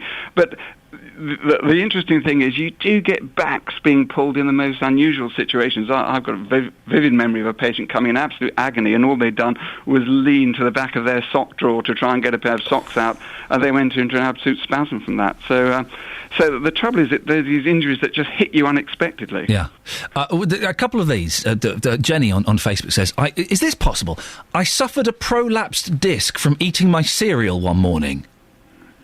I'd very much like to watch Jenny eat cereal in the morning. It must be extremely interesting. And where's the one I signed off? No, hang on. Where's the one about? A few years ago, my husband pulled a back muscle while checking the oil in the car, and Darren says this is one of my favourites. I dislocated a rib bone whilst yawning. What? You doctors, instead of warning about smoking, Dr. Ingram, you should be warning about the dangers of yawning, for goodness sakes. Well, I put that very much to yours. As long as your programmes are entertaining enough, no one's going to yawn, are they? Well, let's hope so. Ollie Martins might be, as a result of coming on the show today. What is there? Listen, everything we do is potentially dangerous to us. Absolutely, and you've got to remember that so many accidents do occur in the home. In fact, some of those stories you've heard are typical. Cutting things with a Stanley knife, or DIY, falling off ladders. Ladder injuries are classic, and in fact, it's a testimony perhaps to the longevity of some of our population. That I've had sort of 80-year-old people coming up saying, I sort of damaged my back when I was trying to lop the branches off a top tree out the top of a ladder. So this is not just young people at work. It's everybody who puts themselves at risk by going up ladders, doing DIY, or perhaps pushing themselves a little further than their skills are really there, doing a bit more, stretching a little further, reaching more to change a light bulb, or something like that. And if back injuries in particular, Dr. Ingram, what's the best thing to do? Do people kind of leave them too long so they get worse? Should we come to you straight away? Should we take a week off work? What's the plan? Well, I think the first thing to say is I'm specifically talking about people who just suddenly pull their backs. You do something and your back suddenly goes into agonising pain. That's usually caused by muscle spasm. In other words, all the muscles of the back go absolutely tight on you. Most people who get sciatica or other types of prolapsed disc, that tends to happen over a period of time. So those ones which come on like a bolt from the blue, that's usually spasm, and heating or icing the back and hot bath or hot water, hot shower on them will actually relax the muscle spasm, and that's probably a good treatment for that sudden bolt out the blue back pain. Dr. Mike Ingram, thank you very much for coming on. Always a pleasure. Look, Michael, you're all so clumsy. Michael on Facebook, I broke my collarbone and wrist whilst gardening for my mother 2 years ago by tripping over a low garden. Earlier on in the show, about 50 minutes ago, we had a couple of residents from Hightown in Luton. It's a story we've been following for a while, and the PCC, Ollie Martins, come in. It was quite I keep wanting to say fruity discussion, but it wasn't fruity, it was feisty. Both gentlemen left not very happy. I think if you missed it, BBC iPlayer, about 7:45, go and have a listen. It was awkward. Well, Akbar lives in Luton. Morning, Akbar. Oh, good morning, Ian. You live near Hightown, don't you? I do. What do you think about are you concerned about the level of prostitution? That seems to be the thing that the callers are talking about. I must give credit to this man from Hightown, Shahzad, for highlighting the issue, which has been around for a very long time. And he has been talking about this issue for a very long time. I live in Biscot Ward, and I see sex workers doing their bit in the area on regular basis. Ollie Martins, the PCC, sorry to interrupt, but Ollie Martins says that he knocked on 10 doors and some other officers knocked on throughout all of Hightown, and that prostitution wasn't the main concern, it was burglary and it was assault, and that they have to prioritise, and prostitution isn't that high on their list of priorities. But that may not be a priority for Ollie Martin, but it is a big issue and matter of concern and for residents of Biscot Ward and Dallow Ward and to Sands and Chorley Ward people, because people don't like sex workers working outside their doors, and police should be devoting more resources to this issue. I mean, it's an ongoing issue, and for Ali Martin to come on and say it's a non-issue is regrettable. Well, in fairness, he didn't say it was a non-issue. He said it was lower down their list of priorities. One final thing, but Ollie Martins also suggested that by discussing the problem on this show, we could potentially be making the problem worse, because in effect we're advertising where street workers are working. Do you agree with that, or do you think would you like us to highlight these issues? I entirely disagree with what Ollie Martin is saying. You are a public service organisation, and you are doing a wonderful job by highlighting the issues and concerns of the people of three counties. Akbar, thank you very much for calling in. 08459 455 555. It is something I sometimes pondered. Are we making situations worse by talking about them? Or are we doing a public service job by highlighting them? I don't know. Well, I think I know, but I'm not 100% sure. 08459 455 555. It's 8:45. Dealey coming up soon, but before that, here's Adam Glynn. Beds, Herts and Bucks travel. BBC Three Counties Radio. Through Kimpton Road, we're hearing reports that it's been blocked by an overturned vehicle between the High Street in Kimpton and Tanyard Lane in Codicott. The M1 southbound heavy this morning between junction 15 at Northampton and the Newport Bagnall services, but down toward London not looking too bad. High Wycombe and the A40 Abbey Way flyovers quite slow, past the university and the college to the bottom of Marlow Hill. Eastbound A41 particularly busy from Hemel Hempstead at the A414 down to the M25. If you're joining the motorway, anti-clockwise it's stop-start from, well, way back in Essex, junction 28 at the Brook Street roundabout through to 25 at Enfield. Then again it slows anti-clockwise from 18 at Chorleywood round to 16 at the M40, and the clockwise side busy from junction 22 at London Coney to 23 at the A1M. Good news for the trains. London Midland and Virgin trains back to normal now into and out of London after earlier signalling problems between Milton Keynes and Bletchley. Adam Glynn, BBC Three Counties Radio. Thank you very much, Adam. It's 8:46. It's Wednesday, the 13th of March. I'm Iain Lee, and these are your headlines this morning on BBC Three Counties Radio. The Bedfordshire Police Commissioner, Ollie Martins, has told this programme that public discussion of the prostitution problem in Hightown only serves to advertise the area to people looking to pay for sex. An education consultant from Bedford says a lack of vision from local government is holding the town's state schools back. In sport, Andy Murray's through to the fourth round of the Indian Wells Masters Series tennis event after a 6-3, 6-2 win over Yen Sun Lu of Chinese Taipei. And coming up, it's the day when smokers are being encouraged to finally kick the habit. It's the 30th anniversary of the first National No Smoking Day. But is it encouraging you to try and quit? We'll get your views before 9 o'clock. But now let's get the latest weather. Here's Wendy Hurrell. Beds, Herts and Bucks weather. BBC Three Counties Radio. Good morning. Temperatures only just above freezing out there at the moment. There is some lovely blue sky, a bit of high cloud around here and there, and that's how it's going to continue for the rest of today. However, with the addition of one or two showers starting to creep in. Now, they're mostly further east of us at the moment, but they'll be pushed a little further inland later on today, and they will be wintry of nature. I don't think they're going to really accumulate any snow on the ground, only perhaps temporarily, but some of the heavier ones do have some hail and thunder mixed up with them as well, so that could get interesting. But I think most most people will see a dry day with some sunshine and temperatures up to 5 or 6 degrees Celsius. Overnight tonight, any last showers will die out and it will be dry and clear and very chilly. A widespread frost forming and temperatures in the countryside perhaps as low as -5 or 6. And those clear skies continue into tomorrow as well. Lovely blue skies and sunny conditions throughout the day. Temperatures then getting to 6 or 7 degrees Celsius, but still with a chill in the wind as it's coming from the north. Slowly but surely, though, it switches to a more southwesterly direction, and that will bring us in a change of weather for Friday and the weekend. Clouding over gradually on Friday with some outbreaks of rain by the end of the day and some further outbreaks of rain through the weekend too. Blustery conditions with winds from the southwest, but at least it won't feel quite as bitter as temperatures get up to 7 or 8 degrees Celsius. That's your weather for now. Thank you very much. You can listen to BBC Three Counties Radio in so many different ways. On FM 95.5, 103.8 and 104.5. On AM 630 and 1161. Online at bbc.co.uk/3 counties. And on DAB Digital Radio. Retune your digital radio now and look out for BBC 3CR. Bringing local radio to you in more ways than ever before. BBC Three Counties Radio. Middle-class mishaps we're discussing.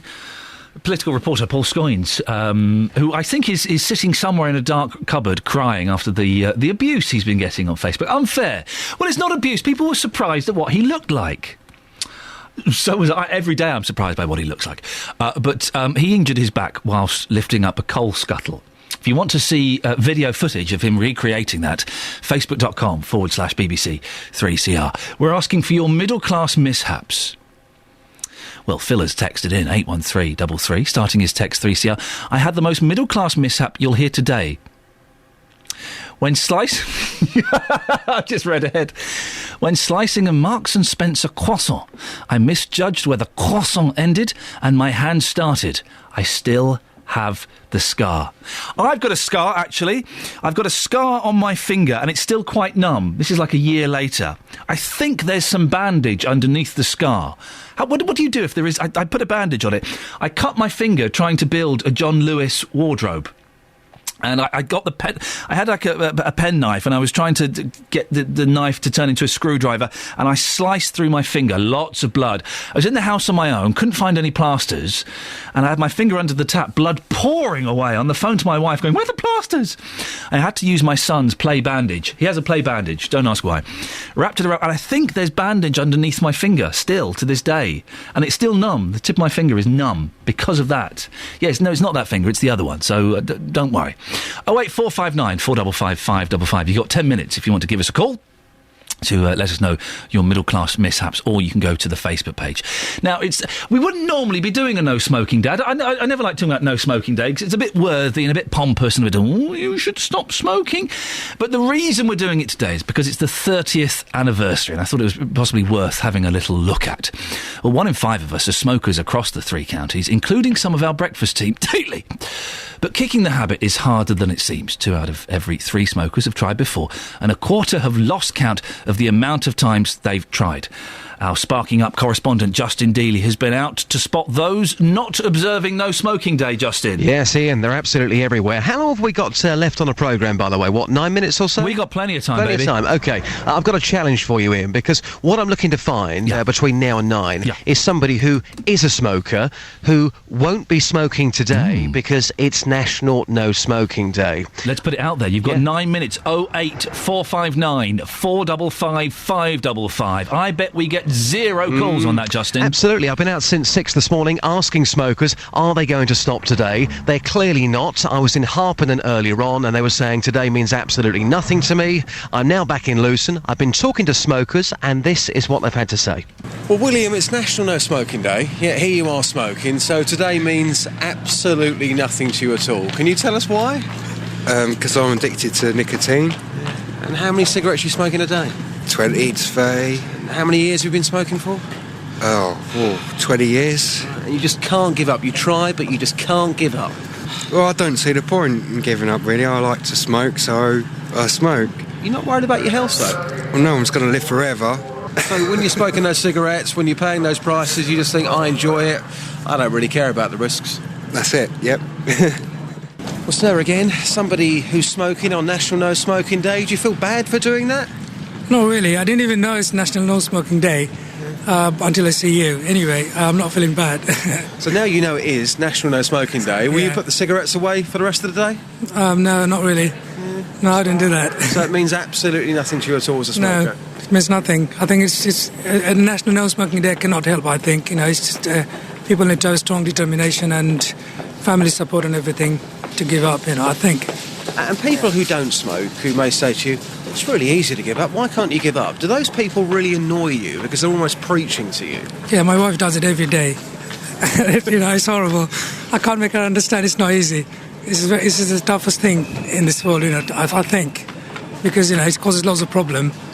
It's not easy. So it's causing problems in your relationship? Yeah, it does. You just can't quit? No. I tried quite a few times. Last time when I tried, I managed 6 months. But then I got back to cigarette again. What made you smoke again? That 6 months, I've always been thinking of going back, but I resisted, you know what I mean? But at some point, I was in a gathering, with some of my friends, and then I started again for one day, then got back again. What does he mean by gathering?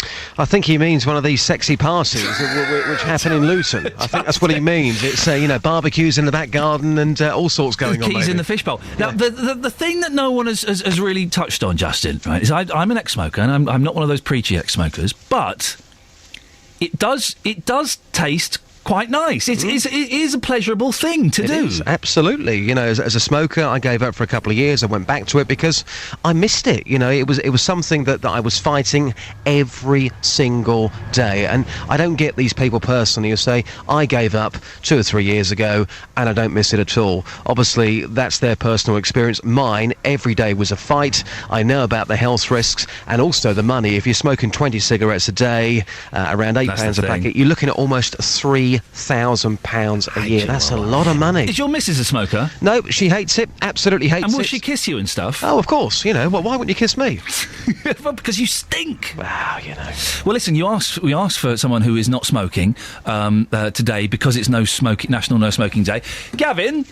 Hello. Gavin in Bedford. Are you a smoker? Yes. Will you be smoking today? Because I'm a social smoker and I'm not addicted to nicotine. Excuse me? I'm a social smoker and I'm not addicted to nicotine. I haven't had a smoke since the weekend when I went out for a drink. Smoke when I have a drink, but I absolutely love it. I cannot abide the smell of it and the taste of it without a drink. I know it's weird, but I've been smoking like that for nearly 10 years, probably even maybe a bit more.